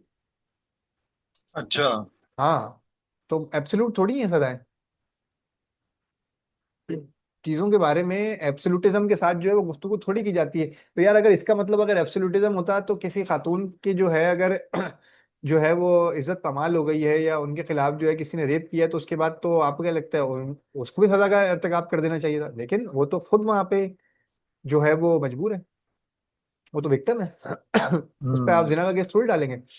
तो इस तरह नहीं होते कवानीन जो है ना, वो हमेशा एग्जेम्पशंस के साथ होते हैं, उनके अंदर इनहेरेंटली अपने एग्जेम्पशंस मौजूद होते हैं, जो जो मुजरिम के हालात और वाकयात को देखने के बाद जिसका तयन किया जाता है। लेकिन इतना इतना मेच्योर तो असद भाई दुनिया में कोई सिस्टम नहीं है। मतलब स्विट्जरलैंड में शायद ये चीजें हो रही हो जो आप बता रहे हैं, मतलब देखिए गवर्नमेंट के हवाले से। किस हवाले से आप थोड़ा इसमें क्योंकि वजाहत करें। ये जो आप सिस्टम बता रहे हैं कि हम चोर के हालात भी देखेंगे और मतलब उसके वाकयात भी सुनेंगे, और यकीनन अगर आपको उसकी बात सच लग रही होगी तो आप उसको बोलेंगे चलो बेटा काम पे लगो, कोई बात नहीं। नहीं अब तो ये तो नेक्स्ट आज टाइम भी नहीं होता है करना यार। चोरी। ये तो आज भी होता है यार। ये तो आज भी तो होता है, हमेशा अदालत यही तो करती है। अदालत का काम क्या है? देखें, जज जो है उसको कोई इल्हाम थोड़ी होता है, या वो जाके माजी के अंदर किसी टाइम मशीन में जो है वो जाके देखता थोड़ी है। जज सबसे पहले क्या करता है, वो सामने बंदे से पूछता है कि भाई क्या आप पे ये जुर्म जो है ये नहीं नहीं आप पे नहीं, इल्जाम लगा। लेकिन एक सेकंड ना, नहीं एक, नहीं। एक अपनी बात मुकम्मल कर लो, एक अगर इजाजत दें आप जरा। कि जज जो क्या कहता है, वो यही कहता है कि भाई आप पे इल्जाम लगाया जा रहा है, क्या आप इल्जाम को जो है वो कबूल करते हैं? तो शख्स को इजाजत होती है सबसे पहले, वो बोले हाँ जी मैं कबूल करता हूँ, बोले नहीं। ठीक है, अगर वो शख्स बोलता है मैं कबूल नहीं करता, मिसाल के तौर पे, तो फिर क्या होता है? उसके बाद जो है फिर जिरा स्टार्ट होती है, ठीक है ना। फिर जो है वो सबूत और शवाहिद और गवाहियां और ये सब चीजें जो है सामने आती हैं, जिसको फिर मद्देनजर रखते हुए जो है जज एक फैसला करता है। ठीक है, और वो फैसला किस चीज पे होता है? वो मोस्ट प्रोबेबल की बुनियाद पे होता है, गुमाने गालिब या जन्ने गालिब की बुनियाद पे करता है ना वो।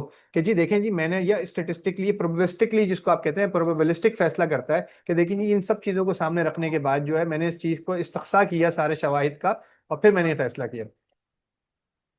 सही है।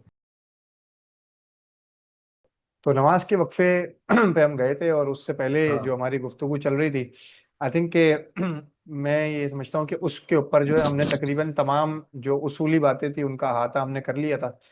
और जितने भी जो है वो टॉपिक्स थे उन सबको जो है हमने मज़ामीन को कवर कर लिया था उसके अंदर ना, जो भी मैं मेरी राय है, उस राय से जो है वो मुंसलिक जितनी भी बातें हैं और सवालात हैं, हम उनका अहाता कर चुके थे। कुछ अगर आपका सवाल है तो आप मुझे बता दें, या फिर हम आगे बढ़ते हैं और फिर हम कोई और गुफ्तगू करते हैं। मेरे ख्याल है ये टॉपिक पे हमने काफ़ी देर बात करी, और मुझे लगता है कि मैंने जो भी मेरी राय है, या जो मैं जो जिस राय से मैं इत्तेफाक करता हूँ, या जिस इंटरप्रिटेशन से मैं इत्तेफाक करता हूँ, वो मैंने आप तक जो है वो पहुंचा दी है, जो मैंने अपने आर्टिकल में भी बात करने की कोशिश की है। तो मैं सबको रेकमेंड करूंगा कि वो जाएं, असद भाई का आर्टिकल पढ़ें, उन्हें फॉलो करें। और असद भाई, हमने लॉ पे बात करी, हमने लॉ किस इंडिविजुअल पे अप्लाई होता है उस पे बात करी, हमने ये बात करी कि इंसान अपनी कोशिशों के जरिए उसने किस तरह स्टेट के साथ सोशल कॉन्ट्रैक्ट करा। हम्म। और अब जो जिस तरह की दुनिया आज की दुनिया है, जहाँ हम्म। पर मतलब आपको यानी कि बल्क में ओपिनियन मिल रहा है, मतलब हर आदमी है और उसका अपना हर किसी का एक ओपिनियन है, और वो उनके पास प्लेटफॉर्म है कि वो अपना ओपिनियन शेयर कर सकें दुनिया के साथ। तो और जैसे अब मुझे कहीं कहीं ऐसा भी महसूस हुआ कि आपके जो हमारे ट्रेडिशनल कंजर्वेटिव जो क्या कहेंगे आप, एलर्जी है, ठीक है। उससे मतलब उससे आपके कुछ अख्तलाफात भी सामने आए। तो उनको थोड़ा सा आप उस पर रोशनी डालेंगे कि ये क्योंकि ये देखें फिर वही बात है कि एक और कंफ्यूजन का ही पाथ क्रिएट हो रहा है ना, अगर हम अपनी पोजीशन जो है वो क्लियर नहीं कर रहे। बात समझ रहे हैं आप मेरी? मैं थोड़ा सा तुम्हारा सवाल समझ रहा हूँ। मैं और इस पे थोड़ी सी रोशनी डालता हूँ ताकि आप अपने सवाल को ना और बेहतर तौर पे समझा सकूं। थोड़ा ना आप अपना कन्फ्यूजन बताएं, कन्फ्यूजन क्या है, मतलब कि इख्तलाफ की नौयत क्या है, या क्या चीज़ आपको कंफ्यूज कर रही है इस बात के अंदर?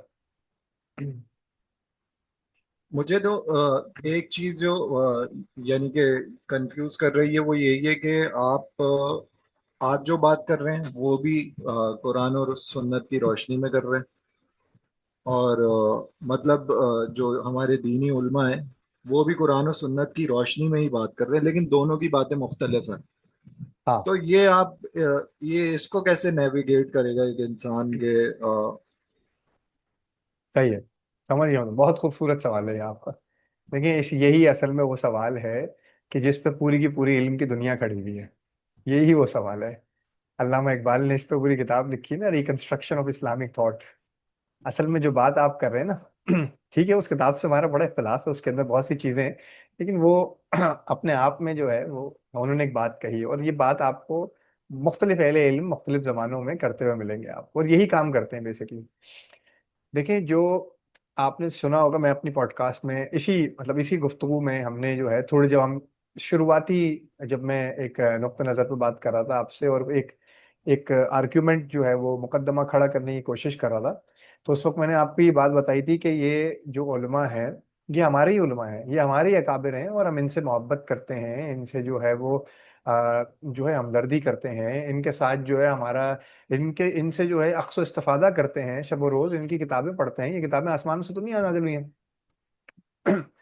لیکن پھر سوال پیدا ہوتا ہے کہ آپ کے دماغ میں آیا کہ بھائی پھر اگر آپ ان کے پیار بھی کرتے ہیں ان سے، لیکن ان سے اختلاف بھی کرتے ہیں، تو سر یہ علمی اختلاف ہے۔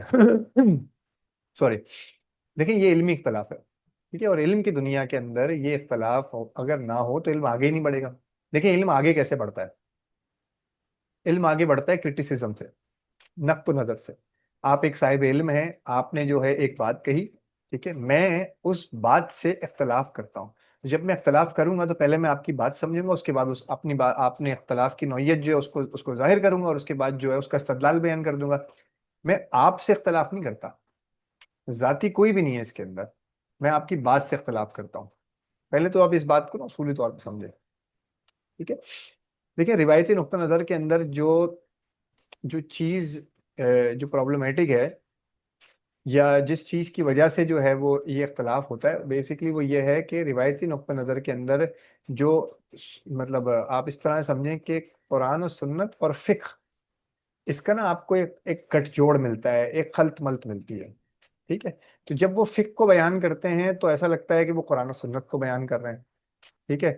اور تو یہ جو چیزیں ہیں نا، جب آپ فقہ کو، جو کہ ایک انسانی کام ہے، ٹھیک ہے نا، فقہ کو جب آپ بیان کریں گے تو اسد وہ بھائی آپ کو اپنی بات، آپ کو بات ریپیٹ کرنی پڑے گی تھوڑا سا، وہ اچھا انٹرنیٹ کا۔ کوئی بات نہیں، دیکھیں دو چیزیں ہیں، ایک ہے قرآن و سنت اور ایک ہے فقہ، ٹھیک ہے۔ جو روایتی نقطہ نظر ہے اس کے اندر قرآن و سنت اور فقہ کو ایک ساتھ بیان کیا جاتا ہے، اگرچہ جو ہے وہ کتابوں کے اندر اس کو آپ مختلف طرح سے دیکھیں گے، لیکن جب عام عوام کے سامنے، عوام الناس کے سامنے بات کی جاتی ہے تو یہ کیا جاتا ہے کہ یار آپ تو قرآن و سنت سے اختلاف کرتے ہیں، حالانکہ حقیقتاً وہ بات تو جو ہے وہ کسی فقی کا جو ہے وہ نقطہ نظر ہے، جس کے ساتھ جو ہے وہ آپ جو ہے وہ اتفاق کرتے ہیں، ٹھیک ہے نا۔ تو اس چیز کو سمجھنا بڑا ضروری ہے کہ جب تک ہمارے روایتی نقطہ نظر کے جو ہمارے علماء کرام ہیں، ہمارے اکابر ہیں، ہمارے بزرگ جو ہیں، یہ فقہ کو اور قرآن و سنت کو الگ الگ کر کے نہیں بیان کریں گے، جب تک جو ہے نا یہ اختلاف بھی رہے گا، اور اس اختلاف سے بات بھی نہیں ہو سکتی۔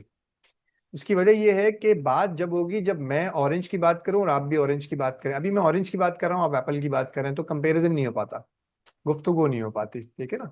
پھر وہاں سے جو گفتگو ہوتی ہے وہ اس سے سب واقف ہیں کہ وہ کس طرح کی گفتگو ہوتی ہے، اس کے کیا علمی نوعیت ہے، بس اللہ سے دعائی کر سکتے ہیں، ٹھیک ہے نا۔ اس میں دشنام کیا جاتا ہے، لوگوں کو برا بھلا کیا جاتا ہے، اور ایک پروپیگنڈے کی ایک نفسیات ہے، اور لیکن خیر، تو یہ ایک مسئلہ ہے۔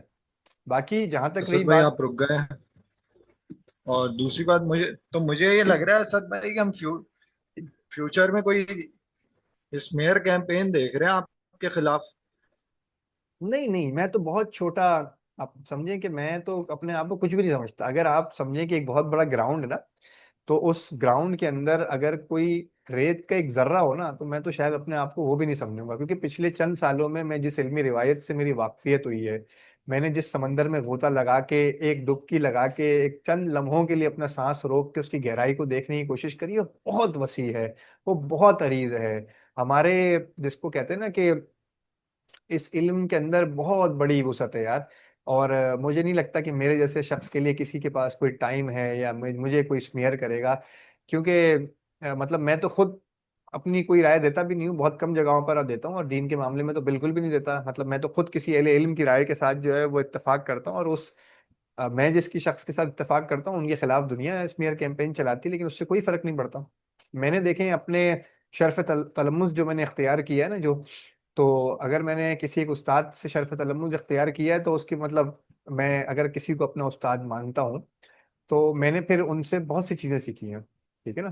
اور ان چیزوں کے اندر جو ہے وہ اپنی بات کو کس اخلاقی دائرے میں رہتے ہوئے آپ نے کرنا ہے، ٹھیک ہے، وہ بھی میں نے ان سے سیکھا ہے۔ تو مجھے کوئی فرق نہیں پڑتا، آپ بولیں، کوئی اور بولے، کوئی دشنام کرے، کوئی گالیاں دے، اس سے کوئی فرق نہیں پڑتا، اگرچہ میں جو ہے دین کی بات کر رہا ہوں۔ ٹھیک ہے، میں اس پہ آپ کو نہیں جواب دوں گا unless and until مجھے لگتا ہے کہ آپ کی بات میں کوئی کیونکہ استدلال ہے، کوئی ریزننگ ہے، ریزننگ کا جواب دوں گا۔ لیکن اگر آپ جذباتی بات کریں گے میں آپ کو جواب نہیں دوں گا اس بات پہ، کیونکہ مجھے نہیں لگتا جذبات کے کوئی جواب نہیں، ہوتا ہے۔ جیسے آپ ایک ہمارے بڑے یوٹیوبر ہیں مشہور، محمد کیا نام ہے ان کا؟ آپ نام لیں گے ان کا پورا نام؟ انجینئر صاحب. انجینئر محمد علی مرزا صاحب. تو مجھے تو بہت پسند ہے بھائی وہ، بڑے اچھے لگتے ہوں.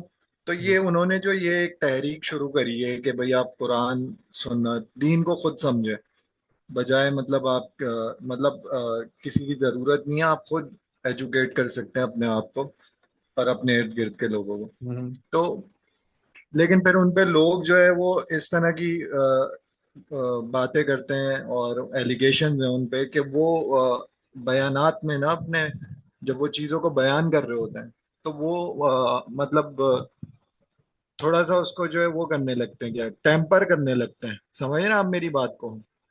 ٹھیک ہے, آپ سوال مکمل کر لیں جو اپنا. اوریجنل چیز ہوتی ہے وہ اس سے بات کرتے کرتے کہیں. بات کرتے کرتے اس میں کچھ ایڈیشن کر جاتے ہیں یا کچھ ایسی بات کر جاتے ہیں جو لوگ کہتے ہیں کہ یار یہ تو یہ صحیح بیان نہیں کر رہے. یار آپ نے دو سوال کیے ہیں, ٹھیک ہے نا. پہلا سوال تو آپ نے یہ کیا ہے کہ کیا دین کو میں خود سے سمجھ سکتا ہوں یا خود پڑھنا چاہیے نہیں پڑھنا چاہیے, یہ ایک سوال ہے. اور دوسرا سوال یہ ہے کہ آپ نے ایک جو ہے ہمارے معتبر شخصیت کا آپ نے نام لیا, میں ان کو دین کے ایک عالم مانتا ہوں. اور اس کے بعد جو ہے. مجھے بہت پسند ہے وہ، ہاں. میں نے ان کی بہت ویڈیوز دیکھی ہیں، میں ہاں. فین ہوں. ہاں ٹھیک ہے لیکن آپ نے یہ سوال کیا کہ لوگ ان کے بارے میں جو یہ اعتراض کرتے ہیں کہ وہ مطلب بات میں کو. صرف ایک نقشہ نقشہ کھینچنا چاہ رہا ہوں اس اس سرکل کا، جس میں مجھے ایسا لگ رہا ہے کہ آپ بھی یہی بات کر رہے ہیں ان دی اینڈ، یہ خود سمجھنے والی جو ہے نا. ہاں نہیں, میں کوئی دوسری بات کر رہا ہوں. ایسا ہی. اب میں دو باتیں کر رہا ہوں. پہلی چیز میں دو باتیں کرتا ہوں یہاں پہ, تو میں آپ کو دونوں کا جواب دیتا ہوں نا. دیکھیں, پہلی چیز جو ہے نا وہ جس کا اب میں جواب دینے لگا ہوں آپ کو, وہ تو یہ ہے کہ دین کو سمجھا کیسے جائے گا, ٹھیک ہے نا. دیکھیں, کسی بھی چیز کو سمجھنے کے لیے اس کے لیے مطلب آپ جو ہے نا ایک استعداد پیدا کرتے ہیں اپنے اندر, ایک کیپیسٹی پیدا کرتے ہیں. صحیح ہے, ایک مثال دیتا ہوں آپ کو. آپ ڈاکٹر بنتے ہیں, ٹھیک ہے. ڈاکٹر بننے کے لیے آپ جو ہے وہ کوئی تعلیم حاصل کرتے ہیں, ایسا ہی ہے. کہ میں کہہ رہا ہوں کہ دین کا عالم جی. بننے کے لیے, ٹھیک ہے نا. دونوں باتوں میں بڑا فرق ہے. ایک یہ ہے کہ میں بحیثیت ایک مسلمان جو ہے وہ تھوڑا بہت دین جاننا چاہتا ہوں, دین کو سمجھنا چاہتا ہوں, تو بالکل اس کے لیے کتابیں حاضر ہیں, اللہ کی کتاب حاضر ہے, آپ اس کا ترجمہ پڑھیں. ہم تو یہی لوگوں کو کہتے ہیں. لیکن آپ نے دو باتیں کی ہیں, ٹھیک ہے نا. تو دو سوالات ہیں آپ کے مختلف, کیا دین کو خود ہم سمجھ سکتے ہیں نہیں سمجھ سکتے. اور دوسرا, آپ نے ایک معتبر شخصیت کا نام لیا, میں ذاتی طور پہ لوگوں کا نام نہیں لیتا ہوں, لیکن چلیں اب آپ نے لے لیا ہے تو میں کہہ دیتا ہوں کہ جی محمد علی, انجینئر محمد علی مرزا صاحب جو ہیں, آپ کا یہ کہنا ہے کیا وہ باتوں کو گول مول کر دیتے ہیں یا وہ ٹویسٹ کر دیتے ہیں یا فیکٹس آگے پیچھے کر دیتے ہیں یا مطلب ادھر ادھر کر دیتے ہیں چیزوں کو, جو بھی کچھ ہے. یہ دو الگ الگ سوالات ہیں, ان کو میں الگ الگ ایڈریس کرنے کی کوشش کرتا ہوں, اور جو طالب علم کی حیثیت سے جو میری نقطہ نظر ہے, جو میری رائے ہے, میں وہ بیان کر دیتا ہوں آپ کے سامنے, ٹھیک ہے. ہوں. ٹھیک دیکھیں, ہے. دین کو سمجھنے کے لیے سب سے پہلے ضروری یہ ہے کہ آپ اس چیز کا تعین کر لیں کہ آپ کس جگہ کھڑے ہو کے دین کو سمجھنا چاہتے ہیں. سمجھ رہے ہیں ٹھیک ہے. میں کیا بات کر رہا ہوں. دیکھیں, سب سے پہلی چیز یہ ہے کہ کیا میں جو ہے وہ ایک دین کو سمجھنا چاہتا ہوں بیسک طور پہ ایک طالب علم کی حیثیت سے, تو بالکل ایک عام انسان کی حیثیت سے, ایک عام مسلمان کی حیثیت سے, تو بالکل ٹھیک ہے. آپ قرآن ہوں. اٹھائیں, آپ کوئی بھی سادہ ترجمہ قرآن کا لے لیں, الحمدللہ سے والناس تک اس کو پڑھ جائیں, ٹھیک ہے. اور اس کے بعد جو ہے اس میں جن جن مقامات پہ آپ کو کوئی بھی ابہام ہے, کوئی احتمال پیش آ رہا ہے, آپ کو کوئی اشکال پیش آ رہا ہے, کہیں کوئی تردد آپ کو لاحق ہے, آپ اس کو نشاندہ کریں, آپ اس کو ہائی لائٹ کریں, ٹھیک ہے. اور پھر جو ہے اس پہ کسی تفسیر کو رجوع کر لیں, کسی تفسیر سے دیکھ لیں کہ مختلف اہل علم جو ہے اس جگہ پہ جو ہے کیا تبصرہ کرتے ہیں. اگر پھر بھی آپ کو جو ہے وہ سکون نہیں آیا, یا آپ کو جو ہے وہ بے چینی ابھی بھی لاحق ہے, یا آپ کی بات سمجھ میں نہیں آئی ہے, تو اپنے سے قریب جو کوئی اچھا اہل علم ہے آپ اس کے پاس جو ہے وہ جائیں اور ان کے ساتھ جو ہے کوئی تعلق قائم کریں, اور اس سوالوں کے جوابات جو ہے ان سے حل لے لیں. یہ ہو گیا ایک عام مسلمان, ایک عامی کی حیثیت سے, جو میں اپنی بات کر رہا ہوں اب, ٹھیک ہے نا. ایک عامی کی حیثیت سے آپ دین کو کیسے سمجھتے ہیں. ٹھیک ہے. اب آپ بات کرتے ہیں عارف حکم, ٹھیک ہے. کیا کوئی شخص جو ہے وہ گھر میں بیٹھ کے دین کا عالم ہوں. بن سکتا ہے؟ سوال یہ ہے. صحیح ہے. ٹھیک ہے. تو سر اس کے لیے سب سے پہلی ٹھیک ہے. چیز یہ ہے، اس کے لیے سب سے پہلی چیز یہ ہے کہ آپ اچھا نے یہ. اسد بھائی، جی جی پوچھیں. میں یہ ایک چیز ایڈ کرنا چاہوں گا کہ گھر سے بیٹھ کے یا کہنے کا مقصد ہے کہ اگر وہ خود اپروچ کرتا ہے ان ریلیجس بکس کو، تو وہ کیا مطلب کہ وہ خود سمجھ سکتا ہے، اس کے اندر یہ ایبلٹی ہے؟ اب ٹھیک ہے، میں آپ کو اس کا اصولی جواب دے دیتا ہوں. دیکھیں دین جو ہے نا پچھلے 1400 سال کے اندر جو ہے نا 3 زبانوں کے اندر جو ہے وہ مقید ہو گیا ہے. ٹھیک ہے. یہ ڈیولپ ہوا ہے، یہ اسٹیبلش ٹھیک ہوا ہے. ہے. ٹھیک ہے. عربی، فارسی اور اردو. صحیح ہے. ٹھیک ہے. عربی کے اندر جو ہے باللسانک عربی مبین قرآن جو ہے وہ اللہ کے نبی کی زبان میں، قریش کی زبان میں جو ہے اللہ تعالیٰ نے اتارا ہے، اس وجہ سے کیونکہ وہ لوگوں سے مخاطب ہے. ٹھیک ہے. تو آپ کو زبان آنی چاہیے، اور کون سی زبان آنی چاہیے آپ کو؟ عربی، وہ زبان جو قریش بولا کرتے تھے، کیونکہ قرآن اس زبان کے اندر ہے. ٹھیک ہے. عربی معلّہ جسے کہتے ہیں آپ. تو پہلی چیز تو یہ آپ کو وہ زبان سیکھنی پڑے گی. آپ کو اس کے قواعد، اس کے ضوابط، اس کا صرف، اس کا نحو، اس کی بلاغت، اس کی فصاحت کو سمجھنا پڑے گا آپ کو. ٹھیک ہے. تو آپ کیا کریں گے؟ آپ استعداد پیدا کریں گے نا، آپ کیپیسٹی پیدا کریں گے نا، کہ آپ خود قرآن کے اندر اتریں اور پھر آپ اس کا جو جائزہ لیں کہ بھائی جان یہ جو ہے قرآن کے اندر جو ہے اگر کوئی آیت بیان ہوئی ہے مثال کے طور پہ لا تاکلوا اموالکم بینکم بالباطل، تو اس کا کیا مطلب ہے؟ ٹھیک ہے نا. اس کا مطلب ٹھیک کیا ہے. ہے؟ تو آپ اس کا مطلب سمجھنے کے کچھ مسلمات ہیں، کسی بھی زبان اور کلام کو سمجھنے کے کچھ مسلمات ہوتے ہیں. ٹھیک ہے نا. وہ مسلمات جو ہیں یا وہ اسٹیبلشڈ فیکٹس جو ہیں یا وہ رولز ہیں، وہ کیا ہیں کہ کسی بھی زبان کو آپ سمجھیں گے تو آپ سب سے پہلے دیکھیں گے کہ بھئی الفاظ کیا کہتا ہے، الفاظ کے معنی کیا ہے. ٹھیک ہے. وہ الفاظ کا میننگ جو ہے کون سا میننگ؟ وہ میننگ جو اس وقت استعمال ہو رہا تھا. ٹھیک ہے نا. تو وہ الفاظ آپ لیں گے. اس کے بعد آپ دیکھیں گے کیا وہ معنی جو ہے وہ تالیف جملہ یا کنسٹرکشن آف دا سینٹینس قبول کرتا ہے یا نہیں کرتا. صحیح ہے. پھر اس کے بعد آپ دیکھیں گے کہ جی سیاق و سباق کیا بات کرتے ہیں، اوپر اور نیچے جو ہے جب آپ اس لائن کو فٹ کرتے ہیں تو کیا وہ بات قبول ہوتی ہے یا نہیں ہوتی ہے. کسی بھی زبان کو سمجھنے کے مسلمہ اصول ہیں، اور اسی کے اوپر ساری بحث ہوتی ہے.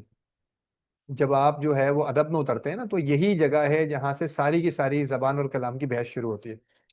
تو دیکھیں ایک طالب علم کی حیثیت سے جو ہے وہ آپ کو نا یہ ضروری استعداد ہے جو آپ نے پیدا کرنی ہے اپنے اندر. آپ کو زبان آنا چاہیے. ٹھیک ہے. آپ کہتے ہیں جی مجھے زبان آ گئی ہے، میں نے زبان سمجھ لی ہے. صحیح ہے. ٹھیک ہے. میں نے ادب بھی سمجھ لیا ہے تھوڑا بہت، میں نے اس زمانے کی جو ہے جوہلا کی شاعریت جو ہے دور جاہلیت کی جو ہے وہ شاعری کو بھی پڑھ لیا ہے. میں نے یہ بھی سمجھ لیا ہے کہ آپ ان چیزوں، تو آپ ان کتابوں سے رجوع کرنے کی قابلیت رکھتے ہیں. ٹھیک ہے. صحیح ہے. اب آپ وہ کتابیں پڑھیں. اب آپ وہ کتابیں پڑھیں، ان کتابوں کو پڑھنے کے بعد جو ہے آپ جو ہے ان سے اخذ و استفادہ کریں. تو آپ بیسیکلی کسی اہل علم کی رائے سے ہی اخذ و استفادہ کر رہے ہیں. یہ کتابیں جو ہیں آسمانوں سے نہیں آئی ہیں. اصل میں لوگ اس بات کو نہیں سمجھتے کہ یہ کتابیں آسمانوں سے نہیں آئی ہیں. جب آپ اس کسی کتاب سے رجوع کرتے ہیں تو آپ کسی اہل علم کی رائے سے ہی رجوع کر رہے ہیں بیسیکلی. آپ کسی شخص کی ہاں. بات کو ہی سمجھنے کی کوشش کر رہے ہیں کہ کوئی شخص جو ہے کسی جگہ کو جو ہے وہ کیسے بیان کر رہا ہے. اگر قرآن کریم کی کسی جگہ پہ بات کر رہا ہے تو وہ شخص جو ہے اس جگہ سے کیسے کسی مطلب کسی چیز کا استنباط کیسے کرتا ہے، انفرنسنگ کیسے کرتا ہے. اگر کسی لسانی مضمرات کو، کسی لیٹنٹ میننگ کو کھول رہا ہے یا کسی کلامی ہوں. بات کو جو ہے وہ پریزنٹ کر رہا ہے تو وہ کیسے کر رہا ہے. ٹھیک ہے. تو یہ ساری چیزیں ہیں. اگرچہ آپ کو لگتا ہے کہ آپ نے اپنے اندر جو ہے ایز اے اسٹوڈنٹ یہ استعداد پیدا کر لی ہے، تو آپ بالکل پڑھیں. آپ گھر کے اندر، آپ کو کوئی بھی نہیں روک رہا ہے. دیکھیں اللہ تعالیٰ نے انسان کو جو ہے وہ آزاد پیدا کیا ہے. ٹھیک ہے. لیکن یہ کہتا ہے مثال کے طور پہ کہ اقصی استفادہ میں نے کر لیا ہے اور میں نے زبان سیکھ لی اور اپنے اندر ایک طالب علم کی حیثیت سے یہ استعداد جو ضروری استعداد ہے یہ پیدا کر لی ہے، تو پھر وہ ان کتابوں کو ہی پڑھنے کی ضرورت ہے. لیکن وہی والی بات ہے کہ آپ کو جو ہے وہ ضروری نہیں آپ کسی انسٹیٹیوشن میں جائیں، لیکن آپ کو حقیقی طور پہ علماء کا ہاتھ پکڑ کے ہی چیزوں کو سمجھنا پڑے گا. ٹھیک ہے نا. کیونکہ آپ زبان سیکھیں گے، پھر جب آپ کوئی چیز سیکھ لیتے ہیں تو وہ چیز لے کے کسی اہل علم کے پاس جاتے ہیں نا. بھائی میں گھر میں بیٹھوں اور گھر میں بیٹھ کے میں ایک تھیوری بناؤں اور بولوں اب یہ تھیوری مسلمہ ہو گئی ہے، یہ تھیوری اسٹیبلش ہو گئی ہے، ایسا ہو سکتا ہے؟ نہیں ہو سکتا. اس تھیوری کو مجھے جو ہے وہ سائنٹیفک کاؤنسل میں لے کے جانا پڑے گا، ان لوگوں کے ساتھ اس پہ بات کرنی پڑے گی، وہ اس کے اوپر ہاں. جو ہے اپنے ابہام، اپنے اشکال، اپنے احتمالات جو ہے اس کا اظہار کریں گے. اگر انہیں کوئی تردد لاحق ہے تو میں اس کا جواب دوں گا. وہ اپنی تنقید کریں گے میری بات کو سمجھنے کے بعد، اور پھر اس تنقید کی جو ہے نتیجے میں جو ہے میری تھیوری اگر صحیح ثابت ہوتی ہے یا میری بات ٹھیک ثابت ہوتی ہے تو پھر وہ کسی مسلمہ حقیقت کے طور پہ جو ہے تسلیم کی جائے گی. ایسا ہی ہے. اگر ایسا ہی ہے تو پھر اگر دین کے طالب علم کے لیے جو ہے پھر معیار مختلف کیوں؟ اگر میں آپ کو ہوں. کہتا ہوں کہ جی میں جو ہوں دین کا طالب علم ہوں، تو پھر اس کے بعد آپ مجھ سے سوال پوچھیں گے نا کہ بھائی آپ نے بتائیں کہ آپ نے جو ہے زبان میں کیا پڑھ رکھا ہے. अगर मैं कहता हूँ मेरी फिक के ऊपर हम्म। एक राय है जो कि नहीं है अभी, लेकिन अगर एक आलिम की हैसियत से, तो आप मुझसे पूछेंगे आप बताएं आपने फिक में क्या पढ़ रखा है। अगर मैं कहता हूँ कि जी मैं जो है वो जबान और कलाम को जो है वो समझता हूँ और जो है वो जबान के असलीब को समझता हूँ, तो आप मुझसे पूछेंगे ना, आप मुझे हम्म। बताएं कि आपने वो कौन कौन सी किताबें जो पढ़ रखी हैं, जो जिसको आप उम्महात कुतुब कहते हैं, जो मदर बुक्स कहलाती हैं, जिनसे सारी किताबें निकलती हैं, ठीक है ना, जो कुछ बड़ी कुतुब होती हैं किसी भी फन के अंदर, वो आप मुझसे पूछेंगे कि बताएं हम्म। आपने जो है वो मतलब पढ़ा है कि नहीं पढ़ा है। तो ये चीजें जब तक मैंने नहीं पढ़ी होंगी तो मैं कैसे खुद को जो है किसी फन का आलिम कह सकता हूँ यार। अगर मैं डॉक्टर बनने जा रहा हूँ तो जो डॉक्टर किताबें पढ़ते हाँ, हैं मैं वो सारी किताबें पढ़ूंगा ना। जरूरी नहीं है कि बिल्कुल। मैं पढ़ने के बाद में जाऊंगा, मैं डॉक्टर्स के साथ जो है तबादला ख्याल करूंगा, ऐसा ही है। मैं अपनी राय उनके सामने रखूंगा कि देखें जी इस किताब में ये बात बयान होती है, मैं इस चीज़ को ऐसे देखता हूँ। अगर वो मुझसे इख्तलाफ करते हम्म। होंगे तो अपने इख्तलाफ का जो है वो दलाइल पेश करेंगे, फिर उन दलाइल की रोशनी में मैं उनकी बात को समझूंगा, ऐसा ही है। तो ये प्रोसेस है। बिल्कुल अगर कोई सही शख्स है। ये बोलता है कि मैं बगैर जो है जबान को सीखे हुए, बगैर जो है वो बड़े अहले इल्म की जो आरा हैं उनसे जो है मुस्तफीद होने के बगैर घर में हम्म। बैठूंगा और फिर कोई अरबी बनाऊंगा, तो फिर जो है वो क्या बोल सकते हैं उनके बारे में यार। फिर हाँ। जो फिर वही इनके बारे में तबसरा किया जा सकता है जो जो हमारे आजकल एक बड़े एक नर्सरी पीसीएचएस में एक साहब हैं, मोहम्मद अली, हम्म। मेरा ख्याल है अली शेख करके उनका नाम है। और वो, अच्छा। हाँ वो जो है वो डिक्शनरी खोलते हैं और कुछ चार अल्फाज निकालते हैं उसका मतलब और कहते हैं ये देखें ये अरबी हो गई इसका मतलब। तो जबान और कलाम का जो पढ़ने का जो मुसल्लमा उसूल है वो उनको उससे उनकी उनकी उनकी बात से मैं ये समझाऊं कि मुझे ये एहसास आता है, ये गुमान आता है कि वो सही नहीं है, मतलब वो उनकी वाकफियत नहीं है इससे, ठीक है ना। अच्छा। हाँ। और जो वो बात करते हैं जो लेकिन आप ना उसूल सेम रख के एक मुख्तलिफ नतीजे पे पहुंच सकते हैं। सही है। जब भी हम किसी, मिसाल के तौर पे अगर हम कुरान पे किसी जगह पे बात करेंगे, ठीक है, तो आप मुझे हम्म। बताएंगे देखें जी ये इस लफ्ज का मतलब है, मतलब में हम्म। आप और मैं मतलब में इख्तलाफ कर सकते हैं, ठीक है ना। जब इख्तलाफ करेंगे तो आप दलाइल देंगे ना मुझे, आप मुझे हाँ। बताएंगे कि देखें जी मैं अगर ये मतलब ले रहा हूँ, ठीक है ना, मिसाल के तौर हम्म। पे अगर मैं इसका मारूफ मायने ले रहा हूँ या आप कह रहे हैं जी मैं गैर मारूफ मायने ले रहा हूँ, तो आप बताएंगे कि भाई आप गैर मारूफ मायने कैसे ले रहे हैं। आप बताएंगे मुझे कि भाई देखें जी इस जुमले के अंदर करीना मौजूद है, कलाम के अपने अंदर करीना मौजूद है, एक कॉज मौजूद है, कोई कोई इंडिकेशन मौजूद है। कि मैं मिसाल देता हूँ आपको समझाने के लिए, मैं आपको ये बोलूं कि साद ने हस्साम की पिटाई की, हम्म। ठीक है, आपको पता है ना कि इसका क्या मतलब है इस जुमले का, ठीक है, इसके अंदर हम्म। लाते मुक्के घूसे सब कुछ शामिल हो सकते हैं, ऐसा ही। हम्म। लेकिन मैं जैसे ही आपको बोलूं कि बाबर आजम ने मोहम्मद शमी की पिटाई करी, हाँ, तो कॉन्टेक्स्ट बदल जाएगा। बदल गया, बिल्कुल बदल बिल्कुल गया। बदल गया। अब क्या, अब जुमले के अंदर कलाम में करीना मौजूद है, मुतकल्लिम ने, मैं बोलने वाला हूँ ना, मैं मुतकल्लिम हूँ, मैंने कलाम कर रहा हूँ, मैंने करीना आपको मौजूद फराम किया है, ऐसा ही है। और मैंने आपको सही है। बताया है कि इसके अंदर अब आप इसका मारूफ मायने नहीं लेंगे, अब आप पिटाई नहीं, पिटाई का मतलब पिटाई नहीं लेंगे, अब आप क्या लेंगे इसका हम्म। मतलब, इसका मतलब उस खास जिसको कहते हैं ना कॉन्टेक्स्ट के अंदर, उस खास जो है वो सियाक के अंदर इस बात को देखेंगे जिस सियाक में ये बात बयान की जा रही है, ठीक है। सही है। लेकिन अगर अब आप सोचें आप जो है इस लिसानी जो है वो इससे वाकफियत नहीं रखते अगर आप, ठीक है ना, और आपको कलाम के अंदर इस चीज का पता नहीं है, तो आप क्या करेंगे, आप कहेंगे बाबर आजम एक इंसान है, हम्म। मोहम्मद हम्म। शमी एक इंसान है, ये दो लोग हैं, इनकी बात हो रही है। पिटाई का मतलब मैं डिक्शनरी से देखता हूँ, पिटाई का मतलब ये निकल कर आता है बाबर आजम ने मोहम्मद शमी की पिटाई करी, इसका मतलब ये है कि ये दो लोग हैं, इन्होंने एक दूसरे, बाबर आजम ने पिटाई करी है तो इसका मतलब ये है कि बाबर आजम ने मोहम्मद शमी की पिटाई करी, उसमें लाते मुक्के गोसे सब कुछ शामिल है, हम्म। ठीक है। तो ये है असल मसला। यहाँ से जो है वो बात शुरू होती है कि जब तक आपको जबान के उस कलाम के असलीब समझ में नहीं आते, जैसे कि हम्म। उस वक्त बोले जाते थे, जब तक कि आप जो है अपने अंदर वो अहलियत नहीं रखते कि आप खड़े होके बोलें कि मैं दीन का आलिम हूँ या मैं दीन के अंदर जो है वो मतलब तदब्बर तफक्को करने की काबिलियत रखता हूँ।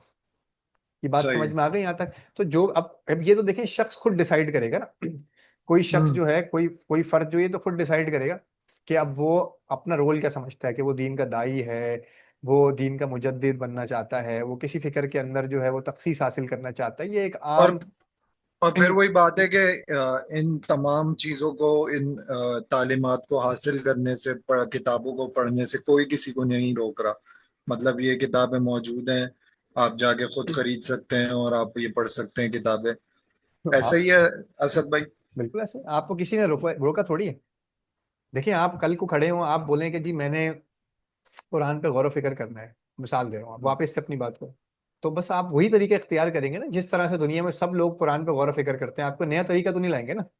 ہوں.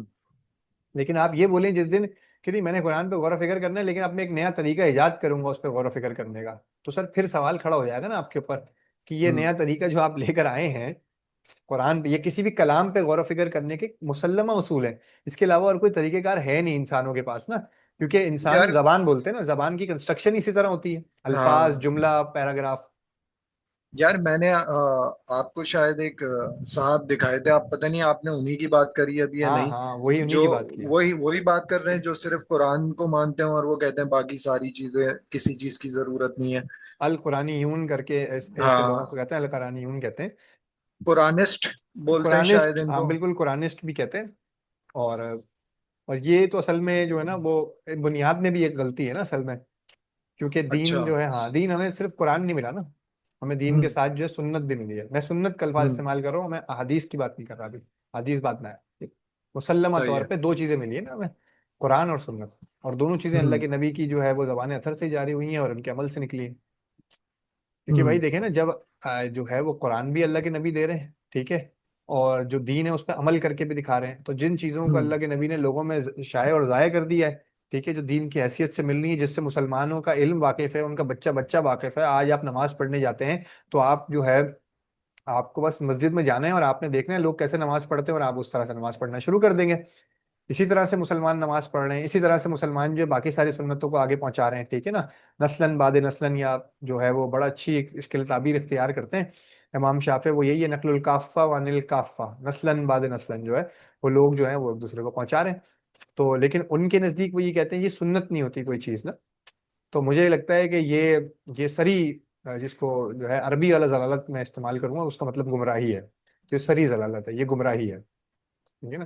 تو یہ آپ کے سوال کا، پہلے سوال کا جواب ہے کہ ہوں. کوئی شخص جو ہے وہ سیکھ سکتے ہیں، تو وہ شخص ڈیسائیڈ کرے گا کہ اسے کس لیول پر جا کے جو ہے وہ چیز سیکھنی ہے. اس پہ کوئی شخصی پابندی نہیں ہے، کوئی قدغن نہیں ہے، کوئی ریسٹرکشن نہیں ہے. یہ سب کو آزادی ہے، جو جیسا چاہے اپنے بارے میں وہ کر سکتا ہے. بس فرق یہی ہے کہ اس کو سیکھنے کے لیے جو ہے اسے اسی قسم کی یا اسی ریاضت اور اسی مراجت سے گزرنا پڑے گا جس سے باقی لوگ جو ہے وہ گزرتے ہیں. گزر ہے. آپ اپنے ٹھیک ہے. حساب سے اپنی چیزوں کو قائم کر لیں. ٹھیک ہے جی.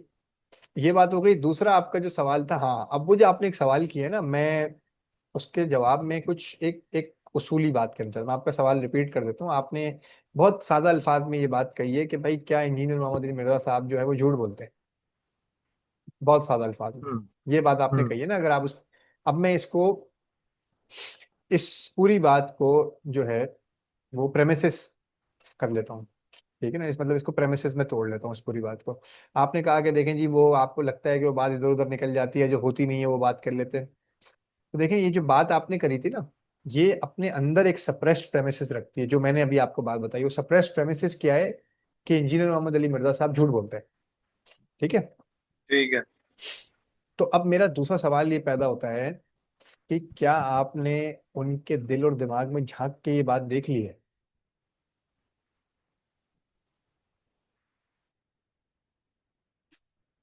سوال ہے میرا آپ سے. کیا آپ نے یا جس بھی شخص نے یا جو بھی اس طرح کی رائے رکھتا ہے، کیا انہوں نے ان کے دل میں اور ان کے دماغ میں جھانک کے اس چیز کا بالکل ٹھیک ٹھیک پتہ لگا لیا ہے کہ وہ جھوٹ بولتے ہیں؟ اور جب بھی وہ بات کرتے ہیں تو وہ جو لکھا ہوا ہوتا ہے اس میں چیزیں ایڈ کر دیتے ہیں. بہت کم لوگ ہوتے ہیں جیسے وہ وہی بات کرتے ہیں جو لکھی ہوئی ہے یا جو موجود ہے. تو میں پھر وہی کہوں گا کہ اس میں یہ نہیں کہہ رہا کہ ایکسیپشنلی جو ہے مرزا صاحب جھوٹ بول رہے ٹھیک ہے، میں آپ کی بات کو اور آسان کر دیتا ہوں نا. آپ یہ کہہ رہے ہیں. ہیں نا کہ ایک چیز جو ہے وہ ٹیکسٹ میں موجود نہیں ہے، وہ اس میں اپنی رائے ڈال دیتے ہیں، یا جو چیز کو ٹیکسٹ، دیکھیں رائے دینا کوئی غلط بات نہیں ہے، رائے کو ٹیکسٹ جو ہے وہ آپ کی اس ہاں بات کو لیکن قبول کرے گا نا. میں متن اس جو کو ہے میں ہاں اس کو بائنری ٹریٹ نہیں کر رہا. یعنی یس نو میں ٹریٹ نہیں کر رہا. میں تو اس کو گرے ایریا میں ٹریٹ کرتا ہوں. ٹھیک آپ ہے، سمجھ رہے ہیں بات کو. بالکل ٹھیک ہے، آپ اس کو گرے ایریا میں ٹریٹ کر لیں. لیکن جب آپ اس کو ٹیکل ڈاؤن کرنے کی کوشش کریں گے تو ہوں. آپ دیکھیں اس میں آرگیومنٹ تو یس اور نو میں ہی ہوتے ہیں نا. آرگیومنٹ تو بائنری ہوتے ہیں نا. وہ سپریسڈ آرگیومنٹ کچھ نہ کچھ تو کہیں نہ کہیں تو ہم بات کو لے کے چلیں گے نا. جب ہم بات کو لے کے چلیں گے تو at the base of it बात ये है कि भाई चलें इसको और आसान कर देते हैं, आप ही कहते हैं कहीं पे वो झूठ बोलते हैं, कहीं पे वो झूठ नहीं बोलते। अब आ गया ग्रे एरिया। नहीं, अभी भी बाइनरी है, लेकिन आप अपनी बात कंप्लीट करें। भाई ग्रे एरिया क्या होता है? ग्रे एरिया होता है ना ब्लैक में ना व्हाइट में, ठीक है। हम्म। लेकिन जब आप अपनी बात को समझने की या समझाने की कोशिश करेंगे तो आप क्या बोलेंगे? आप ये बोलेंगे ना कि देखिए जी, अगर कोई शख्स जो है वो कहीं मिसाल के तौर पे अपनी राय एड ऑन कर देता है किसी चीज में टेक्स्ट के साथ, सही है, तो देखिए इसमें कोई मेरे नजदीक ये कोई गलत बात नहीं है, ठीक है ना। अगरचे वो अपनी राय को जो है वो अपनी राय की हैसियत से बयान करे और टेक्स्ट पे सुपर इम्पोज नहीं करे, पहली चीज तो ये हो गई, ठीक है। इसी को तफसीर कहते हैं ना, कुरान की अगर आप तफसीर करते हैं तो लोग क्या करते हैं, वही करते हम्म। हैं ना। तफसीर जो है वो कुरान के लिसानी और कौली मुज़मरात को खोलने का नाम है, जो एक आला कलाम को जो है, जो एक आम इंसानों तक, अवाम नास तक जो है पहुंचाने का नाम है। तो लेकिन उस तफसीर को हम्म। जो है वो टेक्स्ट कबूल करता है ना, उसका मतन जो है, जो टेक्स्ट है, वो उस तफसीर को कबूल करता है, उगल के फेंक तो नहीं देता ना। तो इसी तरह जब सही कोई है। मिसाल के तौर पे मैं हम्म। आपको ये बात कहूँ कि आए मैं आपको अमेरिकन हिस्ट्री पढ़ाता हूँ या मैं आपको पाकिस्तान की हिस्ट्री पढ़ाता हूँ और उसके बाद मैं आपको कजाकिस्तान के ऊपर सारी कहानी सुनानी शुरू कर दूं, तो आप मुझसे बोलेंगे ना कि भाई ये तो अमेरिकन हिस्ट्री नहीं है, जो अभी हमने किताब में बात पढ़ी थी और अब आप जिसके ऊपर हमें वो सुपर इम्पोज कर रहे हैं उस बात को, तो बातें दोनों मुख्तलिफ हैं। You getting my point what I am saying? तो ये जो चीजें हैं इनको जब आप सामने रखते हैं तो सप्रेस्ड आर्ग्यूमेंट क्या है इसके अंदर?